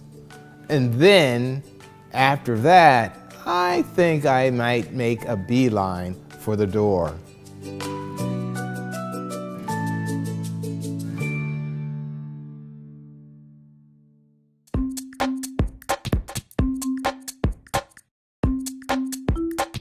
Hello and welcome to Kidlit TV. Today we have Andrea Pinkney here, who is the curator of this magnificent show we're going to be looking at. Hi, Roxy. Hello, Kidlit TV. I'm so happy to be here. Thank you for joining us. The show is Picture the Dream, the story of civil rights through children's books. There were so many picture books about civil rights, about what it was like when Black students and white students couldn't go to school together. And now we have young people talking about the importance of Black Lives Matter and a new future. So that's why I curated the show, to celebrate so much that has gone on and is going on today. Now, I understand that the exhibit is organized in sections. Could you tell me about that? Yes, so the exhibit is organized in 3 different parts. The first part is a backward path. What it was like when segregation was coming down upon us, when we couldn't be together as people of different races. And then the next section is called the rocks of the road. What happened? We had to kick those rocks out of the road. We had to stand up, rise up, march, raise our voices. And the final section is called Today's Journey, Tomorrow's Promise. And it reminds us of all the things that you young people are doing right now, out there holding signs, standing up, writing letters, making pictures, and thinking about a bright tomorrow.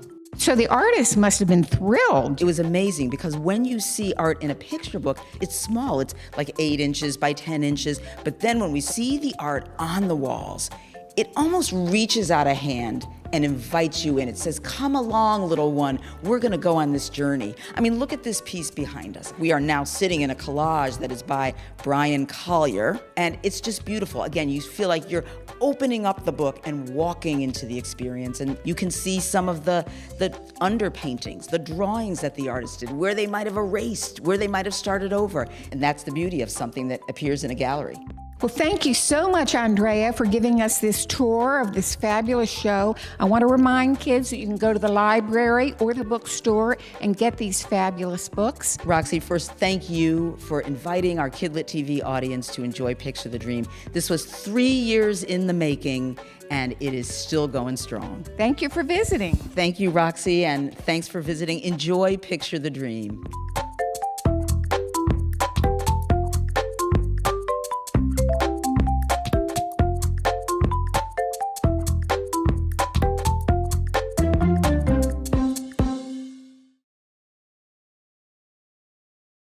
Our next panel, Delicious Reads, Picture Books About Food and Culture, will be moderated by Jillian Engberg.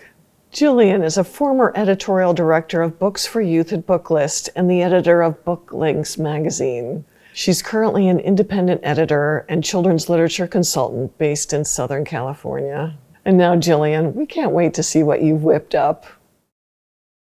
Thank you so much, Cindy, and welcome everyone to our panel, Delicious Reads. We'll be talking about picture books about food and culture today, and I am so happy to introduce our panelists.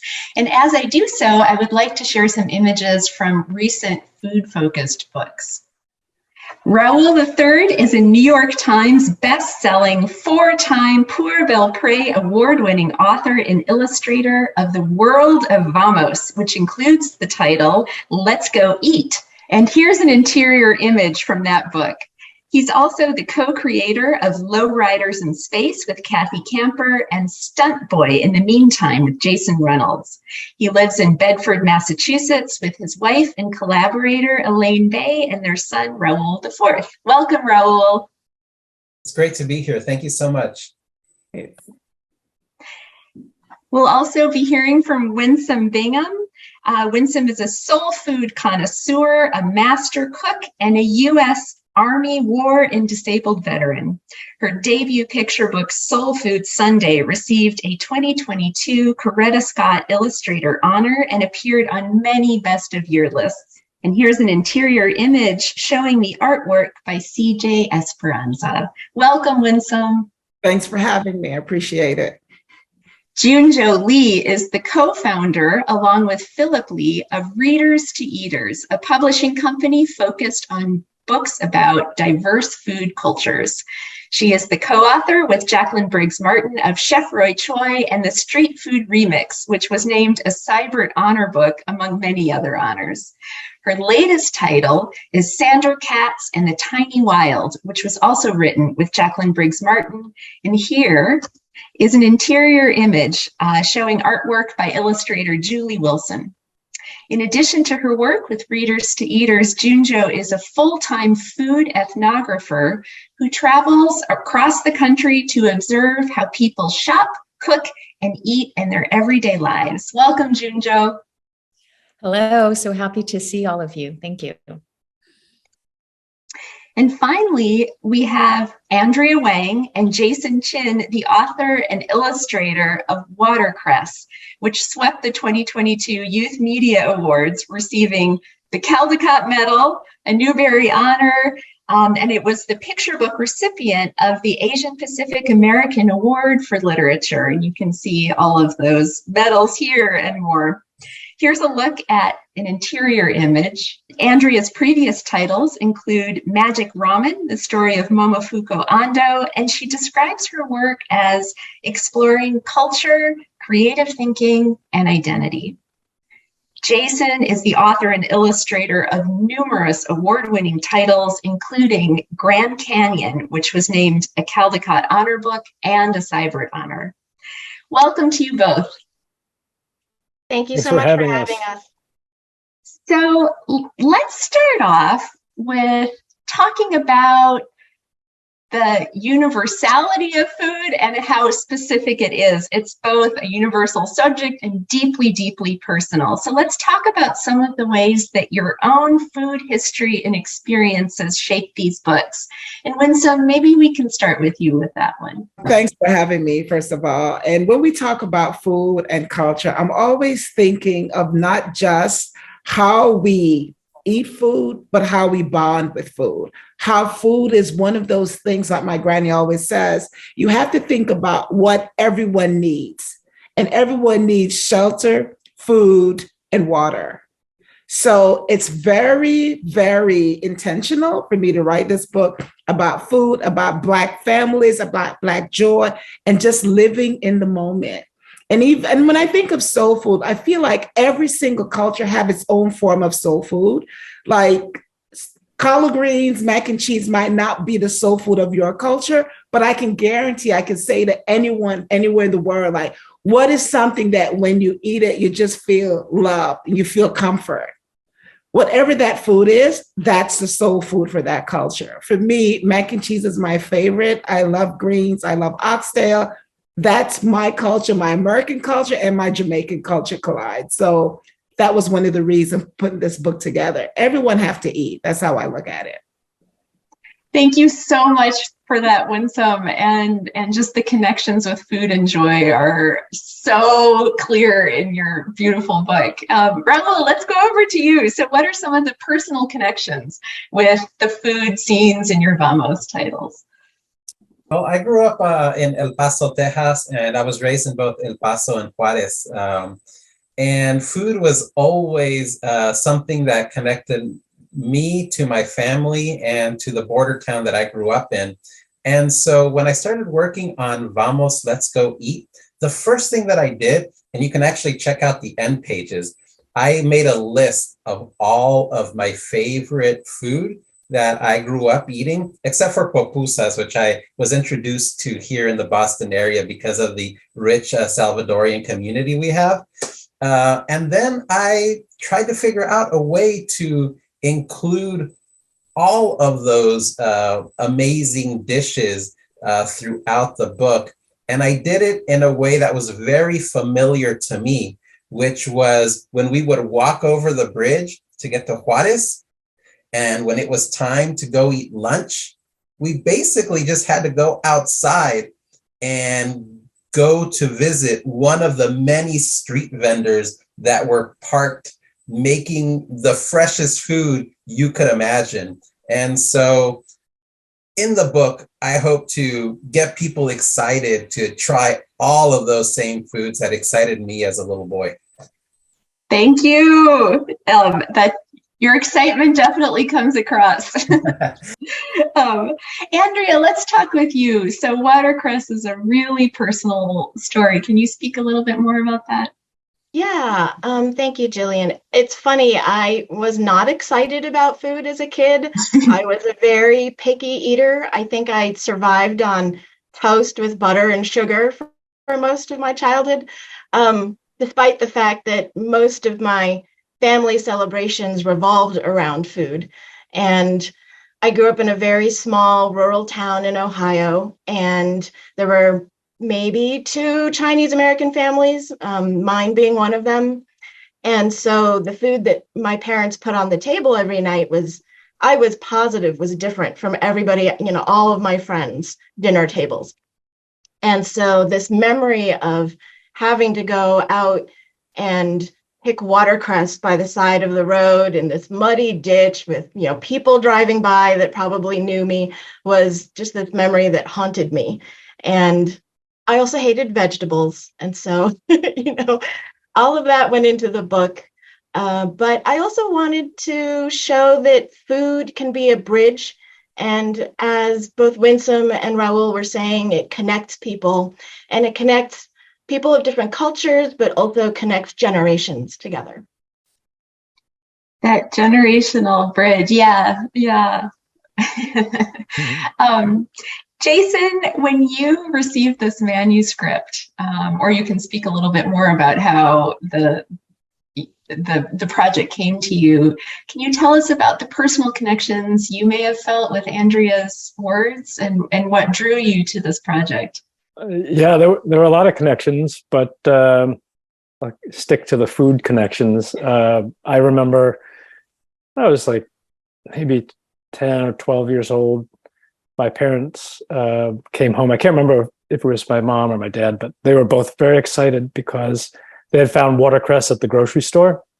And so my dad was very excited to make watercress soup for us, which he grew up with. And he did. And so I grew up eating watercress soup because of that. And it was, for me, a way to connect with the Chinese side of my heritage, both, well, watercress, but all the Chinese food my parents cooked. And, you know, I grew up in an area with not a lot of Chinese people. So the meals my family ate were an important way for me to connect with that culture. Thank you for that. And there's just so much, I'm hearing so much about the telling the family stories through food, which I think many of your books do. Junjo, let's go to you. So tell us about let's focus particularly on Sander, because that's your newest title, your personal connections to the story. Personal connections to Sander was he actually, so Sander Katz is a world famous fermenter and cookbook writer. He's written Wild Fermentation and Mastering the Art of Fermentation. And for me, kimchi has always been a tricky food as a Korean, growing up both in Korea as well as in California. And I grew up in Palo Alto, but at the time, surprisingly, it wasn't as Asian as it is now. And I just remember feeling a lot of, confusion because kids would make fun of my food, especially kimchi and seaweed. And so kimchi's been a very, very tricky food. And I remember actually going to Germany and hearing these stories about how kimchi was not allowed because it was stinky. It was too stinky. It took up too much room and space, I guess. And then here I read Sander, and he says, well, German sauerkraut is the same as Korean kimchi. They're fermented vegetables. And so, in fact, he even created a term, krautchi. And in a lot of ways, Sander has helped me understand my own hyphenated identity and just my relationship with the greater world, as well as my own family and lineage. And this idea that all cultures eat fermented foods are deliciousness, umami, is one of the key ideas I wanted to explore in the book. It's the book of gratitude to my food hero. Thank you so much for sharing all of that. And let's move. Can I just say something about stinkiness? I have to say, my young son hangs around with a family from India.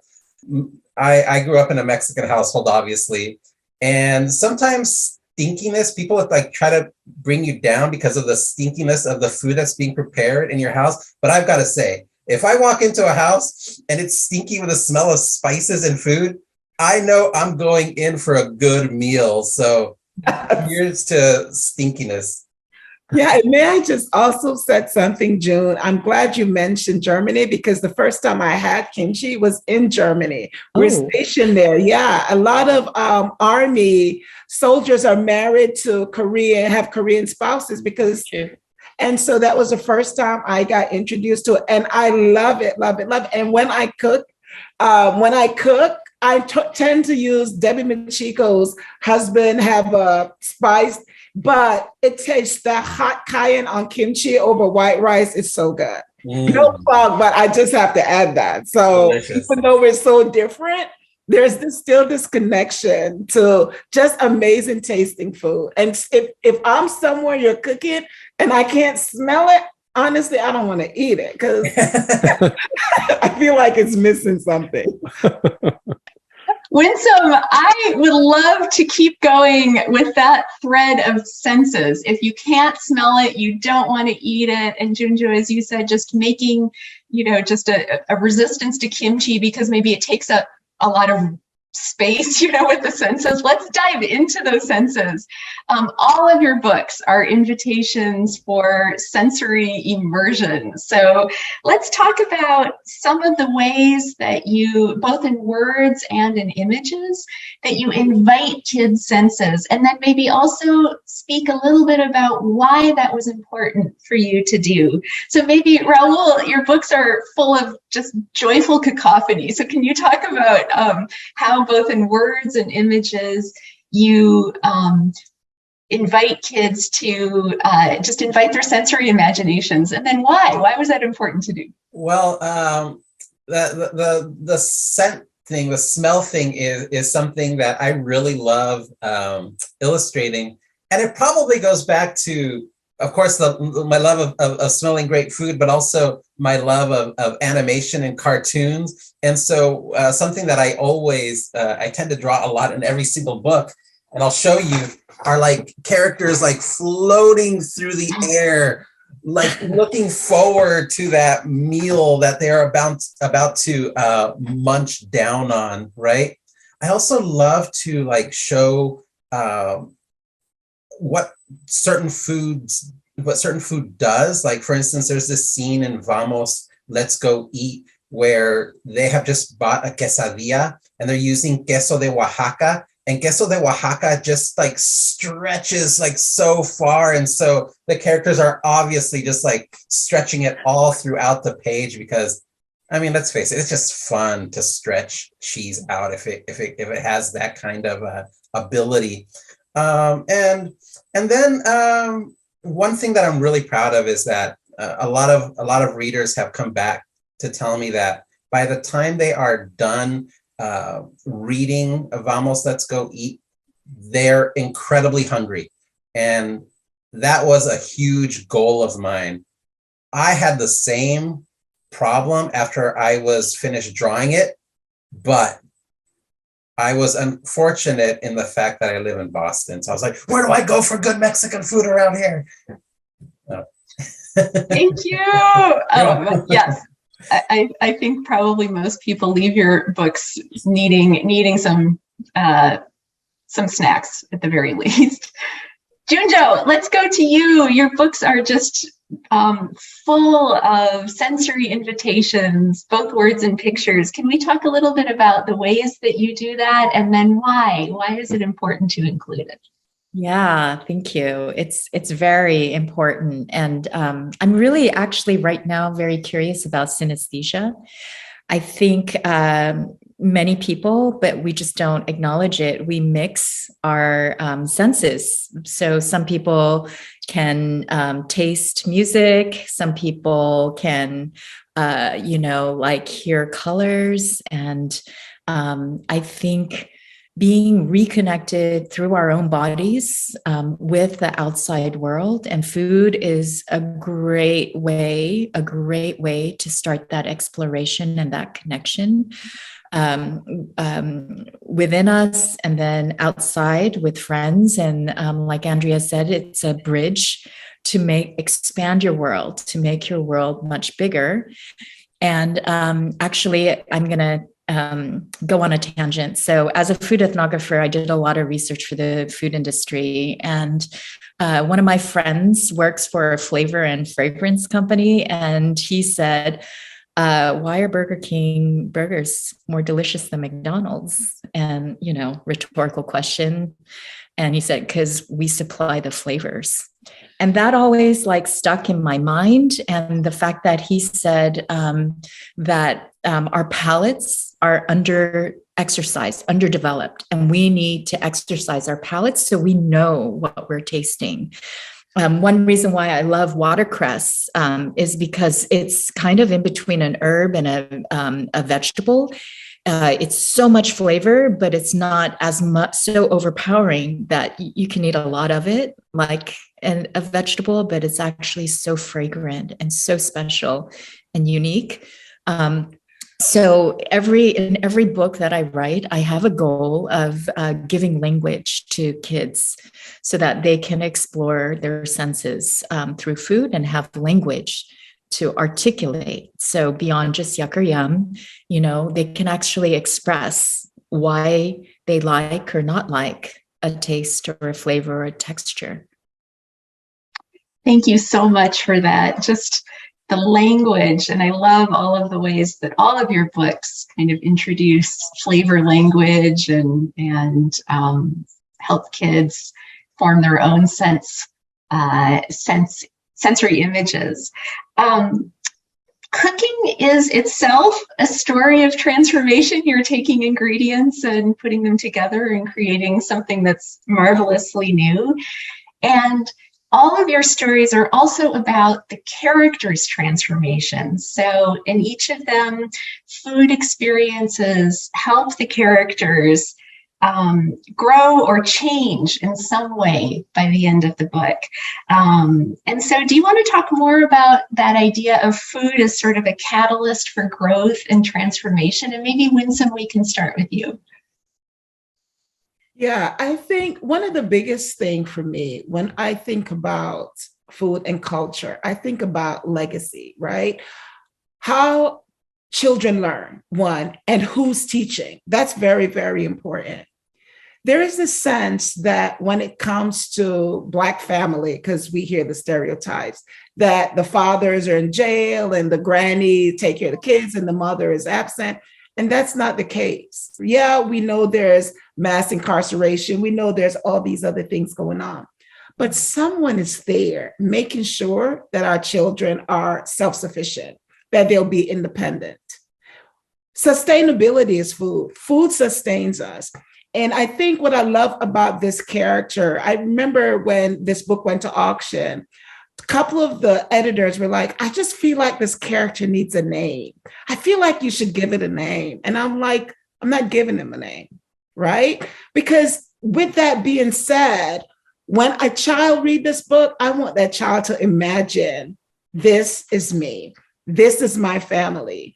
I remember doing World Read Aloud Day, and it was a little girl, and she says, so my friends back there, she's still a little Black girl, and she's like, my friend said that this is fiction, but it's nonfiction because we do this on Sunday. And I thought about that, right? Here you have a family they cook on Sundays, they gather, they do this. To her, it's real. It's real. I always ask kids also, can they cook? You'll be so shocked as to see that children are cooking at 4 or 5 years old. Another thing, I'm going to wrap it up. I remember also when Emma Ledbetter got Soul Food, her biggest thing was, well, the knife. The kid is using a knife. And I told her what my granny told me, that kid better pay attention if he doesn't want to lose a finger. Because at the end of the day, we can't afford to buy special knives. Pay attention. We're teaching, we're modeling, we're making sure they get it. And they understand what's at stake. If you don't pay attention, right, anything bad can happen. But if we guide children, if we mold them, if we model for them, they can carry on, they can sustain. And I think that's the message of watching this character. Hands get tired, fingers ache, because cooking is a chore. But he knew it was something bigger. And at the end, he was able to create something. That's what family is. That's, it's teamwork. And I love the fact that kids can learn from this, but also that character grew, because now it's confident. You have someone that believes in you and telling you, oh, you're doing such a good job. You're going to keep on doing that because you don't want to disappoint. And I love that for this book. Thank you so much. Junja, let's go over to you and talk your Sander, both Chef Roy Choi and Sander are full of very detailed descriptions of the process of preparing food. So let's talk about, and so Sandra learns how to prepare the food, but there are also these larger stories of growth and transformation. So could you speak a little bit about that?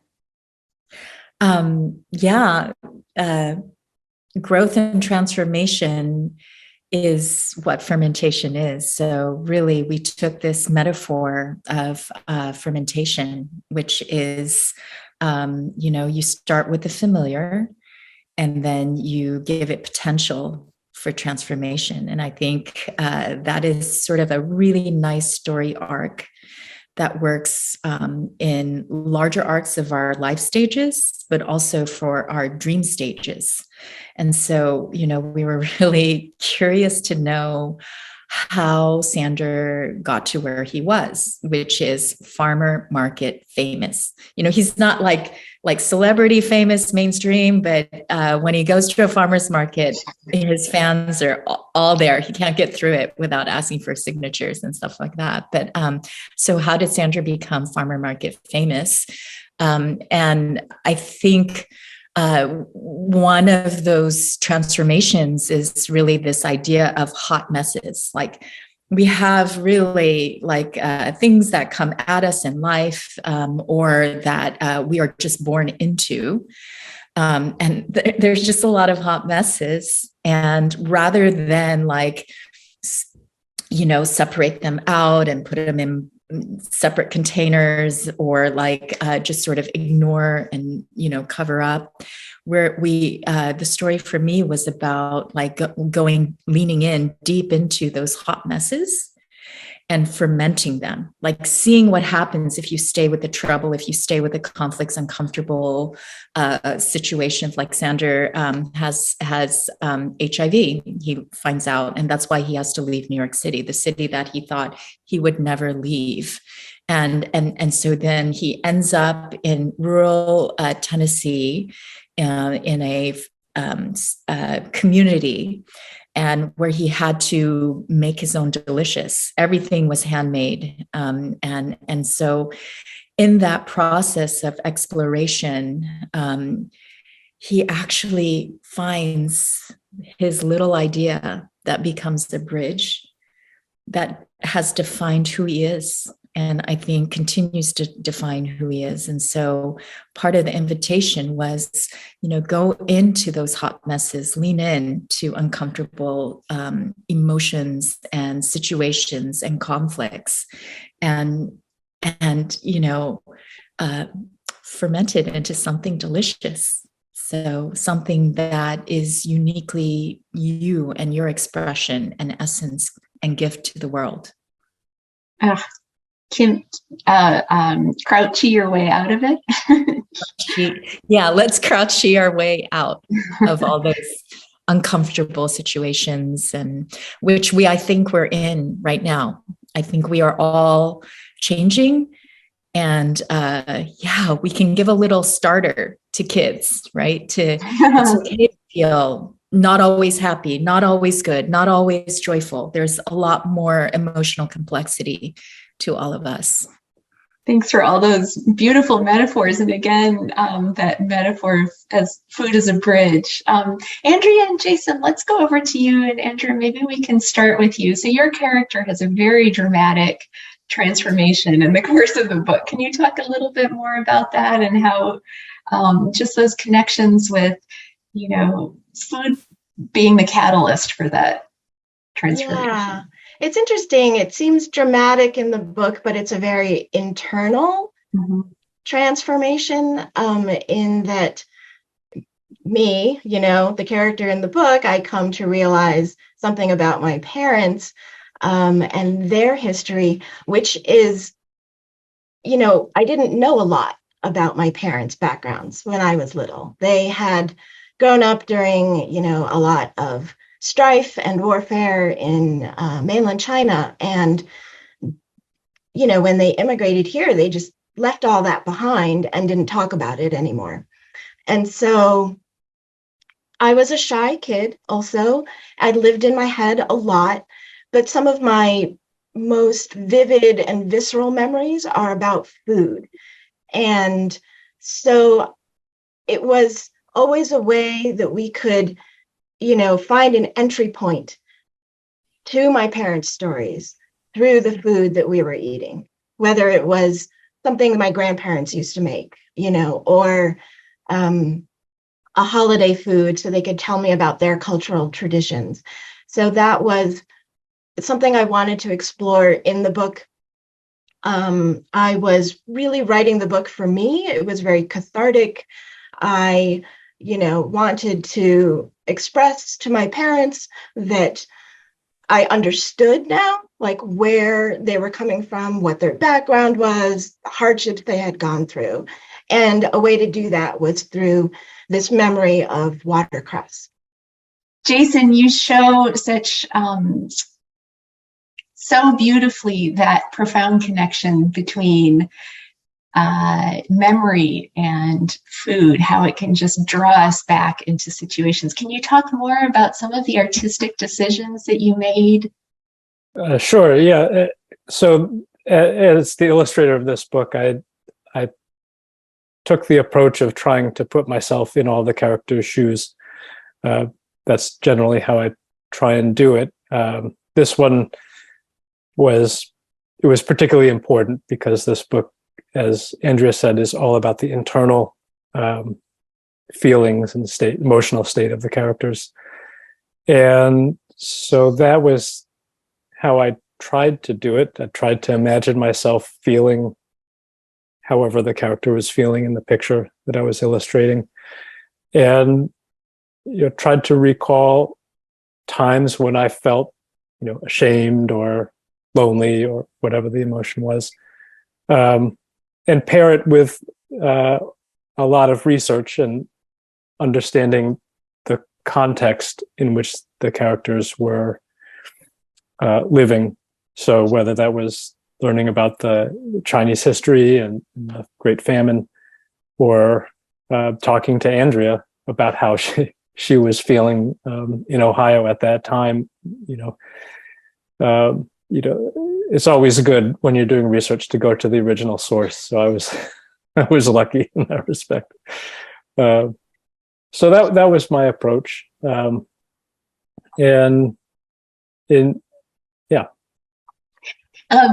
would love it if you could share more about your decisions to change color palettes in the book. It was just so beautiful.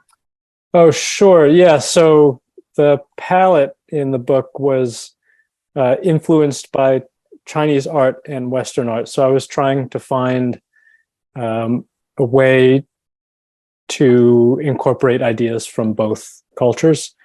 So I used yellow ochre. That was kind of the main color I chose. It reminds me of kind of old things, yellowed paper and stuff like that. It also reminds me of the 1970s American decor. But when I looked at old Chinese brush paintings, a lot of the paper has yellowed, and so that was the connection there. I chose a blue that's common, a cerulean blue that looked similar to the blues in Chinese paintings. And I used black. Normally I don't use straight black when I'm painting. I opt for a dark gray in the palette, but I pulled out the black as a reference to Chinese brush painting. And let me think, what other colors did I use? I think that was the main thing. And then, varying it. So in the scenes that were flashbacks, using less rich color, more browns to indicate that we're in the past. And in the contemporary scenes, brighter, richer colors. Thank you. And thanks for sharing a little bit more about your research process too. Junjo, I imagine there was a great deal of both sort of traditional research and also ethnographic research. Can you talk a little bit more about how you collected all the background material that you needed for Sandor Katz? Yeah. So Jackie and I did a lot of internet research, and fortunately, Sandra is quite prolific. His fans are very prolific, and there were a lot of posters actually every time he did a workshop. And so part of the inspiration for how we thought about the illustrations was, from looking at some of those posters across the world. And he did a lot of there's a lot of YouTube videos of him actually throughout history, throughout time. So we could see his early career, and then as he progressed, we could see his latest videos about him teaching or interviews. There was a great New York Times article that sort of did an expose about the community in which he was a part of. But as an ethnographer, for me, I always want to be in situ, like in the context, and just doing some participant observation, as well as deep diving through really sort of semi-structured interview techniques. And so I actually applied to be part of his fermentation workshop in his home in Middle Tennessee. And so I got to spend 7 days with Sander and 13 other like really cool fermenters from all around the world who wanted to explore and exchange and learn more about fermentation. And so, wow, that was such a wonderful opportunity to do ethnographic research. And then actually as follow-up, I then, because I had a relationship with him, we did some interviews. And so we actually did interviews in New York City where he was a child and grew up. And so I went to the park that's mentioned in the book, and went to the first like pickle place where he had his, Zabar's, where he had his pickles, saw his old apartment while we were walking. And so just a lot comes up when you do these ethnographic interviews, which is really allowing for a lot of space, and it's listening for what's said and also what's not said. And so it was like so exciting to apply my professional work into my writing work for kids. Yeah. That's a beautiful balance, what's said and what's not said. And I think all of your books have such a wonderful balance of both words and images in that way. So in addition to just completely losing themselves in your books and just absolutely enjoying the experience of them, are there some ideas, some questions, a particular scene that you hope that readers might hold in their minds when they finished? Winsome, let's start with you with that one. Well, first of all, I don't even know how I have not praised C.G. Esperanza like this whole time. I'm sitting here like, wait, did I not say anything? C.G. is an illustrative genius. And I think that's what just have people drawn to this book. Yeah, the words are there, right? I created the text. But every time I read Soul Food, I still get hungry. Meaning, I'm looking at this page and what he chose to showcase, it evoked this, just like my mouth water. Even when I see the vinegar and the lemon juice, I'm going to water because I know it's bitter, right? But it's always something about that. So I can't really take any credit. I have to give it all to CG, because once he started, he took my words and created these pictures, these illustrations that just draw people in. It's amazing. Amazing, amazing, amazing. And I just got to give it up to Charles. He did that. He did that. Thank you for that. And then do you want to share maybe if there's a question or an idea or just a general feeling that you hope kids might hold in their minds when they finished? Well, I think the biggest thing really is for them to know that to be part of something bigger. I feel like we forget that the first team children are on is a team of family. So I want them to think about what's the littlest thing that they can do to still be big to their family. Because, you know, children, they're one of those people that they'll stop and think, oh, I'm so small, I can't make a big difference. But indeed they can. So I hope they take away that perseverance part of it. Like he kept saying, my hand hurt, my arm aches, but I didn't quit. Like to keep going, because whether you're cooking or you're cleaning the house or you're doing work, it's going to take a lot. And I just want kids to think about that moment where, you know what, let me keep going because there's something bigger at the end of all of this. Thank you. Raul, let's go over to you with that same question. So, you know, your books are so multi-layered, so we're not talking about like one specific takeaway. We know there's just so much here to enjoy. So just a feeling, a scene, a question you hope that they might hold in their minds when we finish. Well, one, I would love for kids to give foods that they've never tried a chance. I think that's a wonderful thing.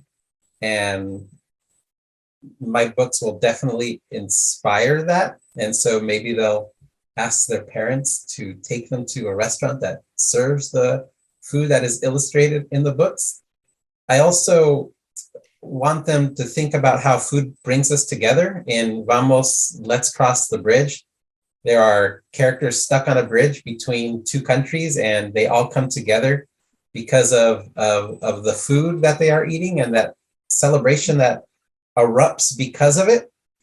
And then if they're ever eating tortillas, like I did when I was a kid, my mom would make them for me, and I was the first in line to coat one with butter, roll it up, and have a butter burrito. But I also hope that one day they'll be just like Kooky Dookie in Vamos, Let's Go Eat, and perhaps they'll make for themselves a tortilla mask, a tortilla mask. So, hi everyone. So that's it, you know, just have a good time. Thank you for that. So great. Jason, let's go down to you. So again, in these richly, infinitely layered books, is there just a scene, a feeling, a question you hope kids might hold in their minds? You know, I hope one of the stories that I thought of when I first read Watercress was about my father, who had an experience going into school when he was a kid, and he was embarrassed by the food that he ate. That's the short of the story. The Chinese food that his family ate. And he came home and he said, I never want to eat Chinese food again, to his mom. And it was, and I think of that story and I think, like, what a tragedy, right? To be ashamed of your family because of an experience at school. And I hope this book goes some way to making any kid who might have a similar experience, you know, not feel ashamed, not feel so alone, and helps them to be proud of who they are and their heritage and their food. So that would be the main thing, I think. And there was one other thing that occurred to me before. My niece has a teacher that teaches her whole class this phrase. It's called "Don't yuck my yum." And so kids bring in their food, whatever it is, and they're all taught, you know, don't yuck your classmates' yum. I thought it was a pretty good phrase to teach, you know, to teach students. So I'll put that out there. You all can share it. Thank you, Jason. That is a great phrase. And I think, Junjo, is that what you mean by tricky food when you use that phrase? Yeah. I think so. Yeah. Tricky food. Like, you love it because it's something your mom actually takes the time to make, which was, for me, kimchi. But also people, you know, make fun of you and sort of identify you with the food that is different, which means you're different and doesn't belong. And it's so easy to say gross, yuck, disgusting to foods that are different.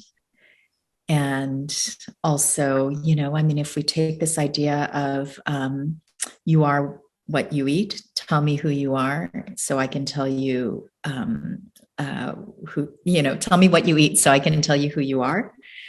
That's sort of a lot of what my work is. It's kind of incredible, the project of cuisine.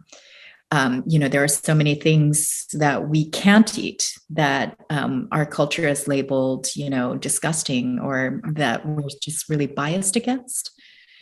And it's really, really interesting to explore the whys there, like that curiosity around certain kinds of foods. But I'm just going to answer the question that everyone's been answering. And so that curiosity, yes, I want everyone to make their own delicious. So at the very end of the book, we have Picture You on Sandra's Crouchy Crew. And it is so easy to make this. You know, it's so easy to make crouchy. So the curiosity is, can I make my own delicious? And I think that is actually one of Sandra's curiosity, that we don't have to buy all of our flavors, all of our foods from the grocery store. We can actually make and name our own delicious. And the way that we devise the recipe, I think, is pretty cool. It's sort of, it's like add your own dazzle and share your dazzle with the world. So meaning the kimchi spicing. So the recipe for crouchy is basically German sauerkraut, and then the dazzle is the Korean spices. And so the curiosity is, you know, we want kids to like fall in love with their own dazzle, and to actually be able to share that with their friends. Thank you so much for that. Andrea, let's go over to you with that same question of, is there a feeling, a question, an idea that you hope kids might hold in their minds? Sure. But first, I just wanted to say to Junjo that after I read your book, I was immediately brought back to the jar of pickled cabbage that my mom used to keep in the fridge. And it didn't have the Korean spices and it wasn't spicy, but my next project is definitely to go and figure out if I can recreate that cabbage, because I think I'd like it now. I didn't then, but you know, I crave that flavor now. So thank you. And as far as, you know, what I want kids to take away from watercress is, I think, very similar to what Jason was saying. There's not a lot of picture books that I can think of that talk about shame. But it's something that we've all experienced, or we've all experienced being embarrassed by our parents or ashamed of our families for whatever reason. And I really hope that this book inspires kids to have empathy for each other and for people who come from different backgrounds and, you know, suffer from food insecurity, or, you know, bring strange foods to lunch, you know. So I'm really hoping that it's not just a mirror book, but a window book for kids to see into another culture, but also see, oh yeah, that resonates with me. We have heard from so many people about their own experiences foraging with their families when they were little. And it's amazing how they're from all different backgrounds and, you know, all different cultures. And they have very different, you know, feelings about it. A lot of them are embarrassed, but a lot of them were like, oh, it was a necessity, it was survival, or some of them really enjoy it. I mean, now it's kind of this hip, trendy thing to do, right? But I always come back to this tweet, and I know Jason knows exactly what I'm talking about, that we saw a teacher post on Twitter after she had read the book to her class. And one of her young students, a second grader, said that this was a life lessons book. And it teaches you to be thankful for what you have and to be proud of who you are. So I hope that all kids take that from this book. That's beautiful. And it brings up another great question. We're winding down a little bit, but I would love to hear more about how feedback you've had from teachers and librarians who have shared the book with kids, or great questions you had from kids directly. And Winsome, I know you shared that wonderful comment about the girl who just so clearly saw herself. So Raul, do you want to talk a little bit about feedback from teachers or from kids with the Vamos titles, especially around food? Yeah, well, I've been so lucky in the response that Vamos, the world of Vamos in general has received. And I feel like almost every month, except for the summer, teachers have been creating these amazing art projects with their students. Just yesterday, someone sent me a picture of all of these stands that they're actually sculpting with their kids. And the kids are creating their very own food stands and food trucks. And they are just the most beautiful and amazing things. And honestly, these kids' imaginations are just so wild and out there that I wish I had included those same drawings into the book, because I could have never come up with them. So those are things that just really make me happy. And I'm so happy that the book has inspired those students and teachers to create these projects. What a fantastic idea. Yeah. Just to imagine the wildest food truck possible. Exactly. Andrea and Jason, do you want to speak a little bit more about teachers' feedback and feedback from kids? I had one experience that was really stuck with me. I was at a school in Vermont, and after the presentation, a Black girl came up to me and said, just really simply, she just said, "I just moved here." I was like, "Oh, that's nice. How are you liking it? Welcome to Vermont." And she'd moved here from Maryland, and sounded like things were going okay. But it just was very clear to me that she connected with this idea of immigration in the book. And it made me feel like we had succeeded, that this cross-cultural communication was happening, and so that was a really meaningful experience for me. Yeah. Thank you for sharing that. And Junjo, Sandra has not been out for long, but can you speak a little bit about experiences of sharing this with teachers and the feedback and students? Yeah, we've been running Crouchy workshops. So started in some schools in New York City, and then also we've been going to Ag in the Classroom conferences, also farmers markets, and just running from like Crouchy workshops. And I guess my favorite one was more recently at the Dalton School, where Raul, you and I were both there, and you were running your workshop, I was running mine, and I had high school kids, volunteers. And they basically, I said, "Hey, here's the recipe. Can you teach the elementary school kids how to make Crouchy?" And to me, it was the most beautiful scene. So they read the recipe, they'd never made it. And then they were teaching the younger kids how to make Crouchy. And I remember, we offer choice, like, it's up to you. You can decide what colorful vegetables you want to add, and then your own dazzle.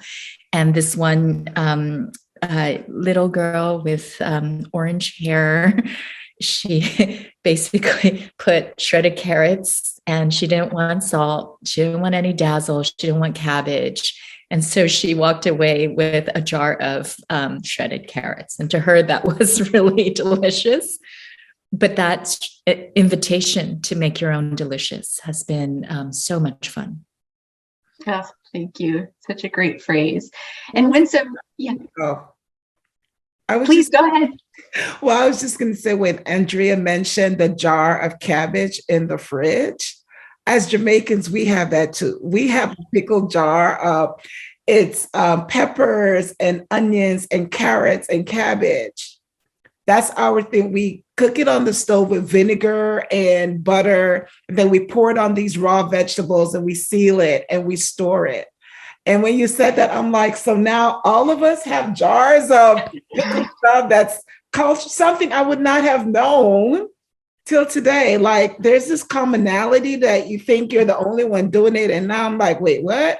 Y'all do that too? So we always had a jar of chiles curtidos in the fridge or just sitting on the counter, and it was jalapenos, ajo, garlic, zanahorias, slices of carrot, onion just floating around, and oh man, I love it. In other words, right, what I gather is like, we're really not that different when it comes to food, because we tend to use what we have. But when y'all remember, she mentioned, I'm like, wait, what? But also, I'm from Jamaica, and on the island, we have a huge Chinese population and a huge, and yeah, they emigrated there in the early 1900s. And we have huge German and Indian. It's the same. So it's crazy to me. I'm sitting here. Our culture is truly influenced by Indian and Chinese. And that's why curry curry especially is a big part of our thing from the Indian culture. But I'm just sitting here like, oh my God. So thank you for sharing that moment. I'm sorry. What were you saying? Thank you. No, thank you, Winsome. And do you want to, you already shared that wonderful story about your young reader reading your book as nonfiction because it was so clearly part of her experience. Do you want to share any other feedback from teachers or young readers? Well, I get a lot of feedback from teachers. They slide in my DM, most of the Black teachers, and they're like, thank you for doing this, or thank you for, putting this down for the culture, which is the culture of hip hop. And it's basically the rhythm of the text. They're like, I see this, I see the double entendres, the nuances, those type of things. I get that from parents all the time. Like, on Instagram, they'll, if I make a reel or something, they're like, oh my God, we do this on Sunday. This is so much my family. I get to see myself. So those moments mean something, because for once, I feel like we see a lot of stories, especially Black stories with slavery, but we don't really get to see a whole lot of stuff celebrating Black joy. And the truth is, I think this is the only Black joy book I have. So I'm glad it came out now. So when you see the other stuff, you're not sad. Just remember soul food existed. Thank you. And we are wrapping up, but I would love to go around quickly and hear what's coming out next for you. If you could share what we have to look forward to, if you're able to speak about it. So Jason, I know you've got another title coming out in November. Do you want to share that title? Yeah. So the new title is The Universe in You. You see the title there. And it is a companion to Your Place in the Universe, which was Bank Street Cook Prize winner. So there's a connection there. But The Universe in You is, I take the reader in a journey into the microscopic. We zoom in to look at the smallest cells in your body, and inside cells, and into the DNA and atoms, and into the smallest things we know about, elementary particles. So it's a book that I'm really proud of. It was a lot of work. There's a lot of information in there, but it turns out when you zoom into the very smallest things, you discover that we're all made of the same stuff. And when I say all, I mean the whole universe, all the stars and the planet, and all of us. So it's pretty fascinating science, and I hope kids are as fascinated as I was making it. Thank you, Jason. And that would be a great companion with Sandra Katz and the Tiny Wild. And I don't know if we touched on the Tiny Wild means the microbes that are. Oh yeah, there are definitely some microbes in my book. Yes, doing good work. So Andrea, what can we look forward to? Well, what just came out in May is Luli and the Language of Tea, which is another food book. And it's all about how the word for tea stems from the Chinese word for tea in a couple of different dialects. And so it brings together a group of non-English speaking students from all over the world as they share their similar words for tea. And my next picture book is actually a completely different direction. It's a picture book biography of a Chinese man who fought in the American Civil War. And so it's a little bit of hidden history because we don't often hear about the non-white participants in the American Civil War, but they were definitely there. And that comes out in 2024, I believe. And I have a middle grade coming out that year as well about a group of kids at a Chinese heritage camp. Thank you. Raul, what's coming up for you that you can speak about? Well, I believe it was last week, Team Up was released, and this is the third book in the El Toro and Friends series. And if you're familiar with the Vamos, Let's Go book, you'll recognize the wrestlers from that series, and they spun off into their own titles. So this is the third one, Team Up. The fourth one comes out in March, and that one will be called, I had it out today because it's called Tacos Today. And it's all about tacos and how the wrestlers figure out to fill their tummies with as many tacos as they possibly can. So that's coming out. Also next year, Stunt Boy Volume 2 hits the shelves. That one will be called Stunt Boy In Between Time. And to keep everyone company while they are reading World of Vamos books, my friends at Merrymakers released the Little Lobo doll. So you should check it out. Look how cute Little Lobo is. Extremely cute. Wow. Winsome, what can we look forward to?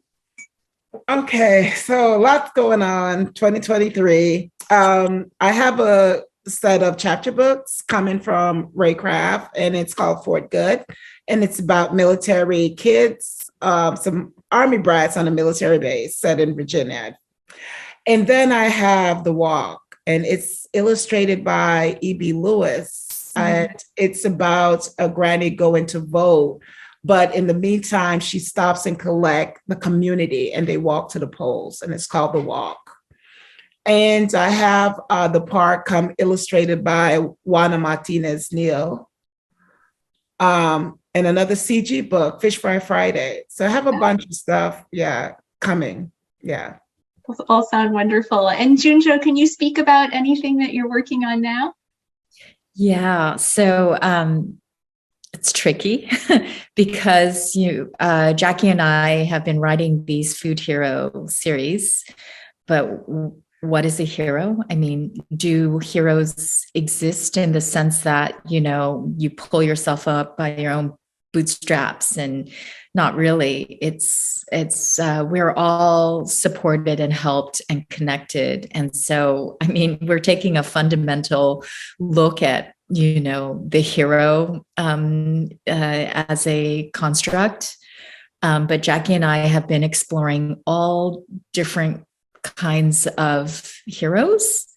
And so, we're kind of checking out all these different ways and exploring, and then we'll realize, oh, it's not the next hero series story we want to write. But there have been like a lot of candidates for us. And the most recent one is about a prairie lover, someone who falls in love with prairie. although his work has been really to transform the animal livestock industry. And another potential might involve insects. So intriguing. It's hero is tricky for me right now. So it's something I'm leaning into. Thank you so much. Well, we look forward to everything that's coming. We will cherish the books that are already out. We thank you so much for making time for this conversation, for sharing everything that you did. And now I'm just going to turn everything back over to Cindy. Thank you all. Thank you so much, Jillian, Raul, Jason, Winsome, Junjo, and Andrea. So much food for thought. It was nutrition for our brains. And now for our keynote. This year's Newbery and Pura Belpré winner for The Last Cuentista, Donna Barba Higuera. Donna grew up in Central California, surrounded by agricultural and oil fields. As a child, rather than dealing with the regular dust devils, she preferred spending recess squirreled away in the janitor's closet with a good book. Her favorite hobbies were dial a story over and over again and sneaking into a restricted ceremony to weave her own spooky tales, using the crumbling headstones as inspiration. Donna's young adult middle grade novels feature characters drawn into creepy situations, melding history, folklore, and her own life experiences into reinvented storylines. She still dreams in Spanglish. Donna lives in Washington State with her family, 3 dogs, and 2 frogs. She's also the author of Lupe Wong Won't Dance, a Pura Belpré honor book, and El Cucuy is Scared Too. Donna, we are so honored to have you as our keynote speaker. A ti te toca. First of all, I want to say I'm really humbled and thrilled that I was asked to speak today, and just seeing the other people that you've listened to throughout the day, it's extremely humbling. All of whom have had a huge impact on my life and as writers, and reading their work and their picture books and seeing their illustrations. So it's extremely humbling, and I want to thank you. So again, my name is Donna Barba Higuera, and I'm going to chat with you a little bit about my journey and what it means to be a storyteller to me. So just to begin, I didn't start out thinking that I was going to be a writer per se. I thought I was a storyteller. I would make things up and tell stories to anybody who would listen to them. My parents, my neighbors, I was a chatterbox, and I just would make things up. And I knew that I was lying, as kind of my church would tell me that I was doing as a child, but it couldn't stop me. I just was always telling stories. And I know that this was a learned behavior because I learned it from some people, and I want to introduce you to them. So first, this is where I grew up. I grew up in the Central Valley of California, and it's an interesting pocket. I think a lot of us think of California with beaches and palm trees, and there are a few of those, but most of what's green in the Central Valley is piped in with water. There isn't a lot there that's green. It's a desert and a lot of oil fields. There are a lot of agricultural fields, and I'll get a little bit into my family history and how they came to be there. But this was what was surrounding me on an everyday basis. And so I think part of this to me was maybe a little boring. And so I wanted to explore in my mind the rest of the world. And so I was a huge reader, and my imagination was big, and I was just always traveling in my mind to other places. I was a big daydreamer. But like I said, I had others who influenced me. So this is my father and grandmother, and they grew up in my grandparents had what was called a lease house.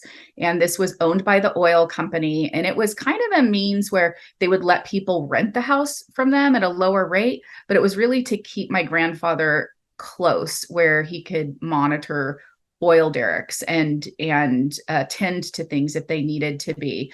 And they had a little farm, and I don't know what's going on here. I think my dad's dancing. My grandmother was probably singing.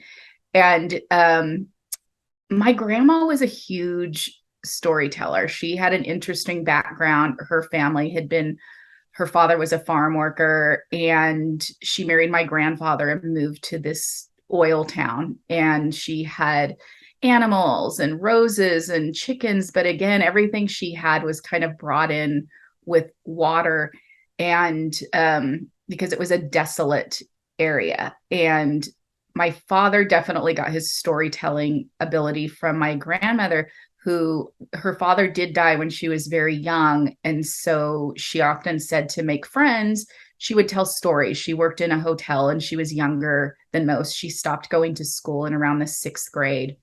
And so that's kind of where her storytelling began when she was young. And it was a means to connect with people and make friends.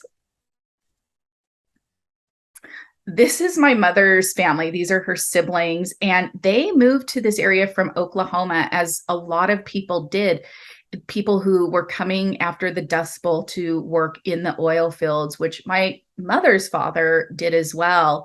And her mother was a school teacher. They really didn't have much money. They were very poor when they came, and had to build a life from scratch. They lived outside of Bakersfield in what was called Pumpkin Center, and their first house was made of cardboard. And my mom said, well, I'll get to that, but that was when I think she started reminiscing more about the stories of her childhood, and she was just missing Oklahoma.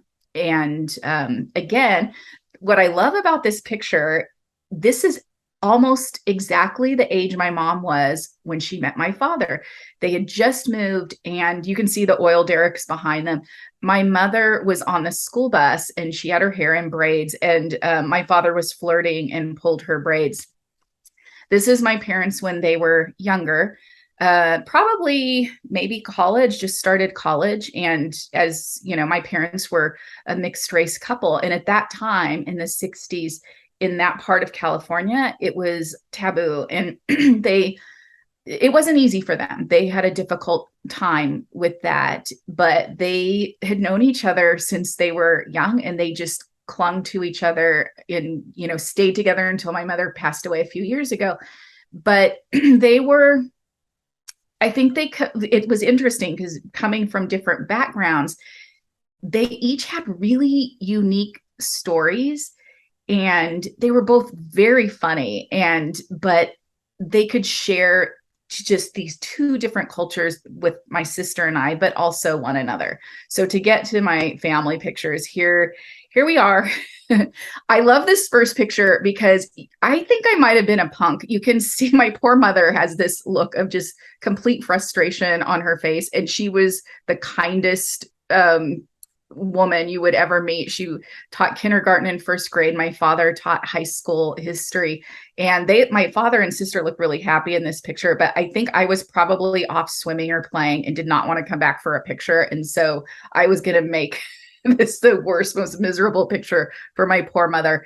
And then this other picture is, I remember this was Christmas at the holidays. And I had an aunt and uncle who had a ranch or farm, and this was in front of their fireplace. And anyhow, but this was about the age where I really remember, I think certain times of our childhood, we remember more vividly than others. And this was about the age I really remember the stories of my parents and my grandmother. And this age through middle school, and people often will ask me, well, why do you write for middle grade? And my visions and the memories of that age are so vivid, and high school kind of feels a little bit like a blur. And so oftentimes this is where my imagination goes, is to this time. So my mother's first stories were, like I said, of Oklahoma. And these are some images of, it's called a spook light. And it's just a ghost or what have you. There are different tales as to what it may be. One is about a headless guy or what have you. But my mother's version was about two Native American, a boy and girl who loved each other, and her father wouldn't let them get married. And so they ran off, and they knew they were going to get caught. And so they jumped off a bridge into a river. And it's a really tragic story. But when I was a child, I remember hearing about it, and I never saw an image of it until I was much older, but it just stuck with me. And it wasn't just that it was a ghost tale. It was the story of, that was just the tragedy of it. But also in those tragedies, sometimes the feelings of love and yearning, you're at that age, you're starting to learn about those. And so this story really stuck with me. She also told me very real stories.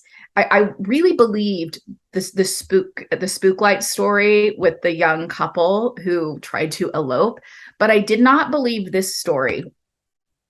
My mother told me that there were flying squirrels in Oklahoma, and this was so bizarre to me. There was no way that squirrels could fly. I saw squirrels, I saw rats, I saw all kinds of creatures in the desert, but a flying squirrel seemed like an impossibility. And when I was, I think around 9 or so, it was the summer, we drove to Oklahoma in our green wood paneled station wagon.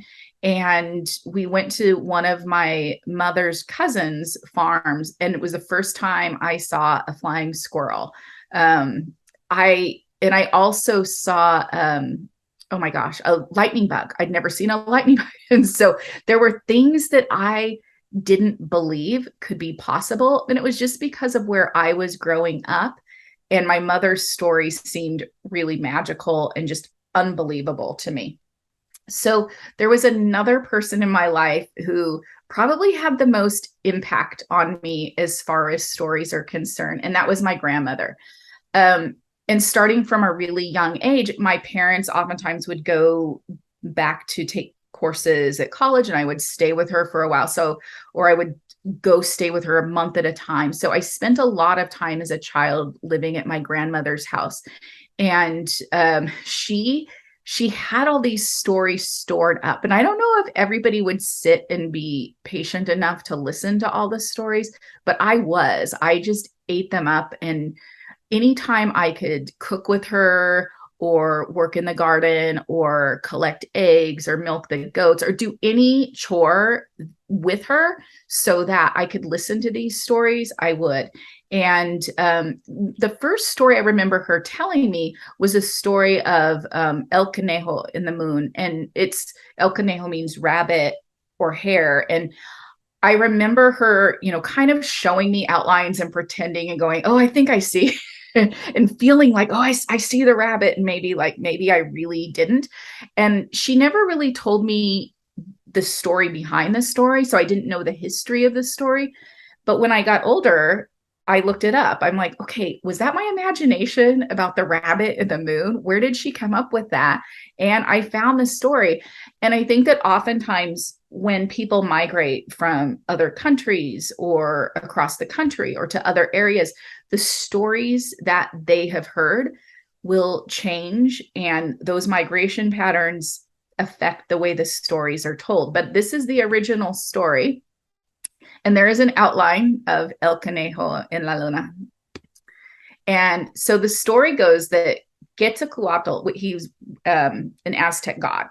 And so basically he decided that he wanted to come to Earth. He thought it was beautiful and he wanted to see what it was all about. And so he came to Earth, but then he got there and realized, I'm a human. He comes in human form. He's like, I don't have food. I don't have water.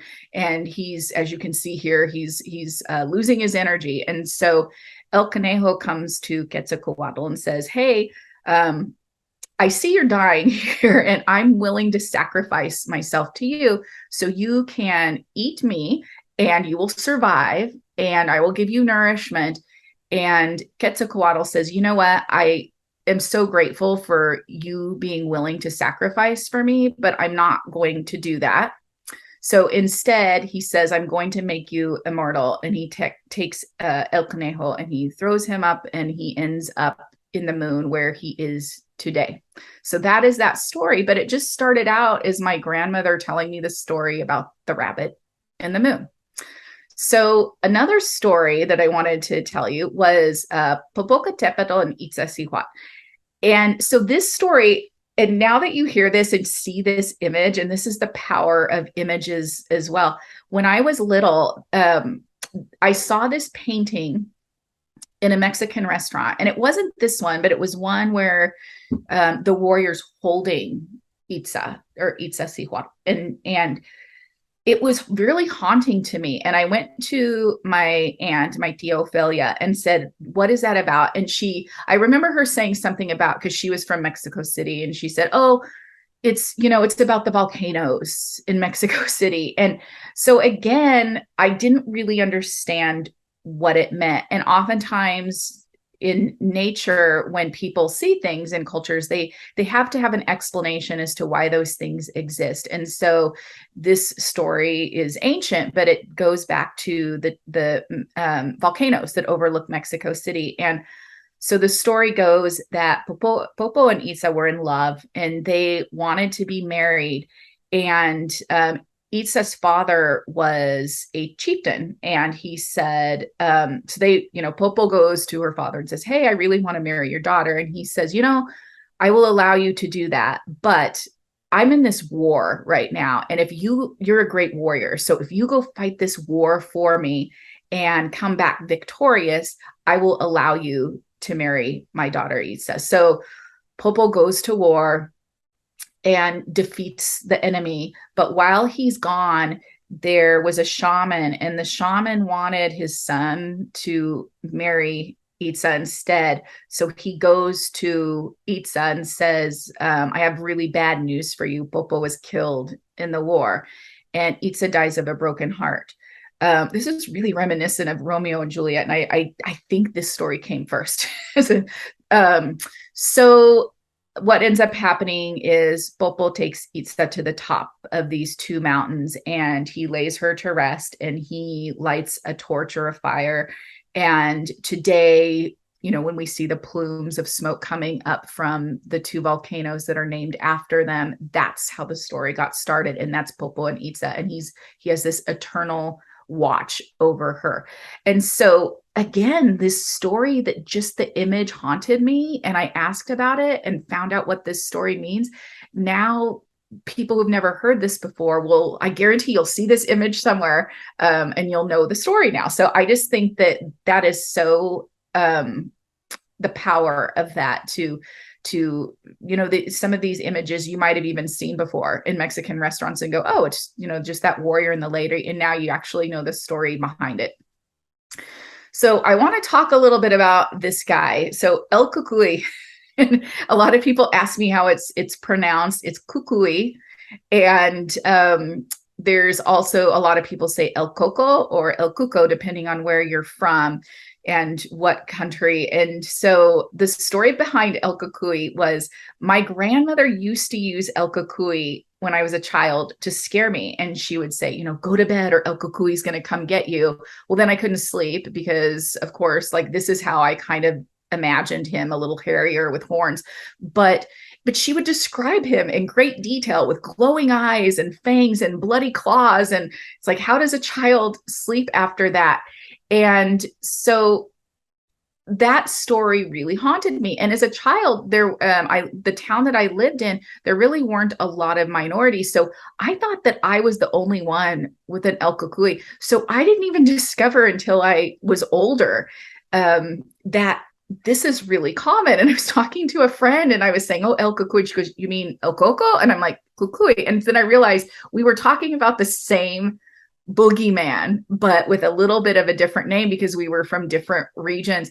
And so anyhow, I think about this a lot and I'm like, okay, so who does that to a child? And this is really common in Latino folklore is these tales can be really scary and they're used as a tool against children to get them to behave. And I think about that a lot. I'm like, okay, so who would do that to a young child? Well, this lady did. And this is my adorable, sweet grandmother. And she grew up with these stories herself. And so we get to, as we grow older, we make them our own. And so she used them to get me to go to bed. But in my mind, El Cucuy was right there the whole time watching me. So even if I closed my eyes, I thought he was going to be right there and just gobble me up if he caught me opening my eyes or looking at him. And so in this room, there was a little closet. It was a tiny little room. I think it actually might have been kind of a closet, but there was a little bed and there was a cactus, and it was still in that lease house that I told you about. They were there for very, very long time until they were elderly, and it had rickety floors. And so it was just the smells of this place just permeate my writing. And so I always have these memories, and this was a really powerful one. So as I was older, I was learning to write picture books, which is not easy. It's very difficult, but there was a writing prompt, and it was take the thing that scared you the most as a child and try to make it adorable. And so thinking about that, I'm like, there is zero way to make this guy adorable. It was terrifying as a child and terrifying as an adult. I still get the same, emotions. And so, but I said, okay, I'm going to try. It was just a writing prompt. And so I tried to write a story, and I thought, well, how do you make something like this less scary? And I think the way is to make it afraid of something too. So, this is El Cucuy is Scared Too. This is one of the first picture books I wrote, and it was about this childhood fear of El Cucuy. And Juliana Perdomo is the illustrator. And so a lot of times in writing picture books, editors don't want you to talk to the illustrator because they want to give them space to breathe and make the story their own as well. But she let Juliana and I talk. And so we were talking or commiserating around our childhood fears of El Cucuy. And I think Juliana, it's El Cuco to her. And she was telling me the stories of her cousin and how he would scare her with El Cucuy before going to bed. And I just think the power of her to have the shared experience with me and then create this beautiful picture book where suddenly you take this horrifying creature and then make him into something as adorable as this little El Cucuy. And he even looks a lot like my El Cucuy, other than I said, oh, my El Cucuy doesn't have a hood. And she's like, I want this one to have a hood. And I'm like, okay, make him your own. And so it's, that to me is really, really powerful. So another thing that I wanted to just touch on briefly, and I just thought of this at the last minute, so I just added this slide, but it's talking about how illustrators are also storytellers. And in my book, The Last Cuentista, it starts out where there is this earth-ending disaster. It's not a big spoiler. You know it right away in the first chapter. But Halley's Comet, which the last time it came around Earth was 1986. And I remember being really fearful, going, what does this mean?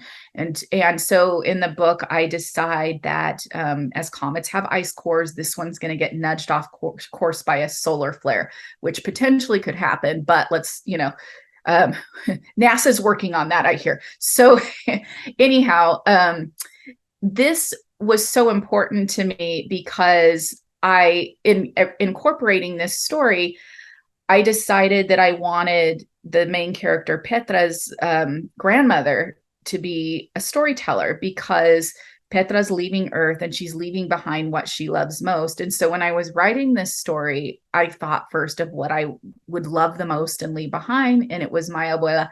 And so I decided to incorporate this in the opening chapter.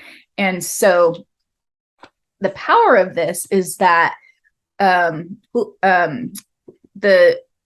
illustrator, Roxanne Maniquis, she's from the Philippines, and she was a fabric designer.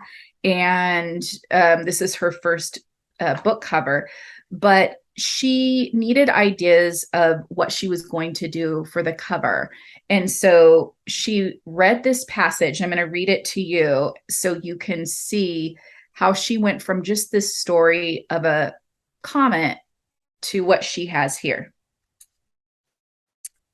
Había una vez, and this is Petra's grandmother telling her a story, and Petra's nervous because she's leaving her Lita behind. She points up at Helly's comment. From here, it doesn't look so dangerous. Había una vez, she begins her story. A young fire snake Nagual. His mother was earth, his father the sun. A Nagual snake? I ask. But how can the sun and earth be parents to something part human, part animal? Shh, this is my story. She clears her throat and takes one of my hands in hers. Fire snake was angry. His mother earth fed and nurtured him, but his father the sun stayed away. His father would bring crops, but he also brought great drought and death. One very hot day, a sun loomed over the Nagual. Lita waves her arms toward the heavens. He challenged his father. Even though his mother begged him to stay with her forever, the young fire snake sped off toward his father. Lita remains silent for a moment. I know the stall is part of her strategy to keep me in suspense. It works. Then what? She smiles and continues. With his tail flaming behind him, Fire Snake gained speed until he could not slow himself. But as he approached his father's son, he realized his mistake. His father's flames were far more powerful and stronger than anything else in the universe. The Nagual looped around his father, speeding back toward his home. But it was all too late. His father's fire had burned his eyes so he could no longer see. Lita clicks her tongue. Pobrecito, blinded and moving so fast, he could never slow down, never able to find his mother. She sighs. Now comes the part in all her stories where her voice becomes lighter, like she's casually giving directions to the corner panaderia. So every 75 years, he retraces the journey, hoping to reunite with her. She points again at the fire snake, close enough to sense his mother, but never to embrace. Except this time, I say, heat running up my back. Yes, she answers, pulling me closer. In a few days, the fire snake will finally find his mother. Y colorín colorado, este cuento se ha acabado, she says, ending her cuento. So that I made that up. And it's not a tale historically. It was something I made up for this story. But Rexen Manakis read that and just, created, this is the front of the book and it just, you can see it loops around the back. And I am so grateful for that illustration that really, I feel, enhances the book and the story. So I want to take a moment to talk about other instances where illustrators have taken the words of others. And someone who always did that to me, or did that, where I saw examples of that, was Jerry Pinkney. And I saw that his family was having a panel and discussing, hopefully, a lot of that and what a huge impact that was to readers and writers. And so in 2018, I started writing this book, Lupe Wong Won't Dance. And it came out in 2020.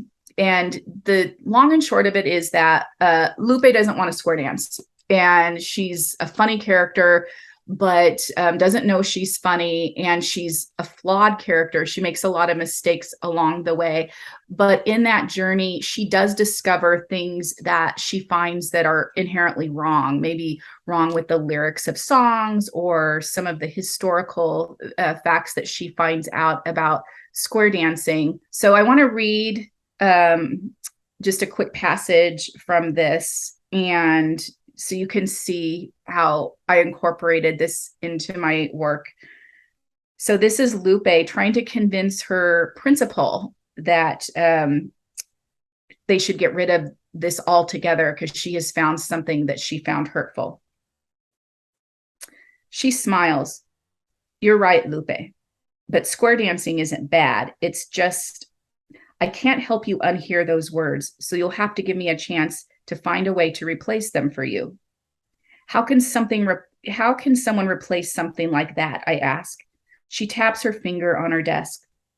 Look at what Julius Lester and Jerry Pinkney did for those books. Little Black Sambo and the Uncle Remus stories were full of racist content, yet they took those stories and reinvented them to create something cherished and beautiful for their community, for all of us. We can do the same. So the universe is funny and how it brings things back together. And so me writing this story in 2018 and the power of what Jerry Pinkney did for me and seeing images in his picture books and illustrated novels was really powerful. And so this was me just giving a shout out to Jerry Pinkney in Lupe Wong Won't Dance. So for me, whether someone is an illustrator or a writer or a poet or someone who speaks in the oral tradition of storytelling, we all come from a place where we can take our unique and individual tales from grandparents, parents, ancestors, and make them our own, where we get to create stories and tales in the way that resonate with us. And Jerry Pinkney did that for me with his illustrations. The illustrators of my books are so humbling in that they're taking my words and creating stories as well. But there are also people who tell stories. And I would encourage, if you're not a writer or illustrator, maybe you're a storyteller and you can pass along stories to your children and grandchildren. Or friends or family, much like my parents and grandmother did for me. And I'm so grateful for that. And I think we all have those. I think all of us have unique life experiences. And the challenge in sharing those with others sometimes is that we're not always ready. But when you are, I think it's really special and it helps us connect with one another. And so I'm just so grateful for the people that I had, whether it's all the books I've read through the years, but also the storytellers in my life. So thank you so much for having me and allowing me to share a little bit of my journey and my family with you. Thank you. Thank you so much, Donna, for sharing your stories with us. That concludes the 51st BookFest. Later today, we will send you an email with a link to the virtual gift bag. We would also appreciate if you filled out our survey as well. This helps us with our planning from year to year. Thank you so much once again to Epic and our sponsors. We look forward to seeing you at our March mini conference, where we will present our first ever Margaret Wise Brown Board Book Award. Don't forget to post your comments at #BookFest22. On Twitter, tag Bank Street Library. If you're joining the conversation on Facebook, tag Bank Street Center for Children's Literature. Thank you so much for joining us. We hope you enjoyed the experience as much as we did. See you next year.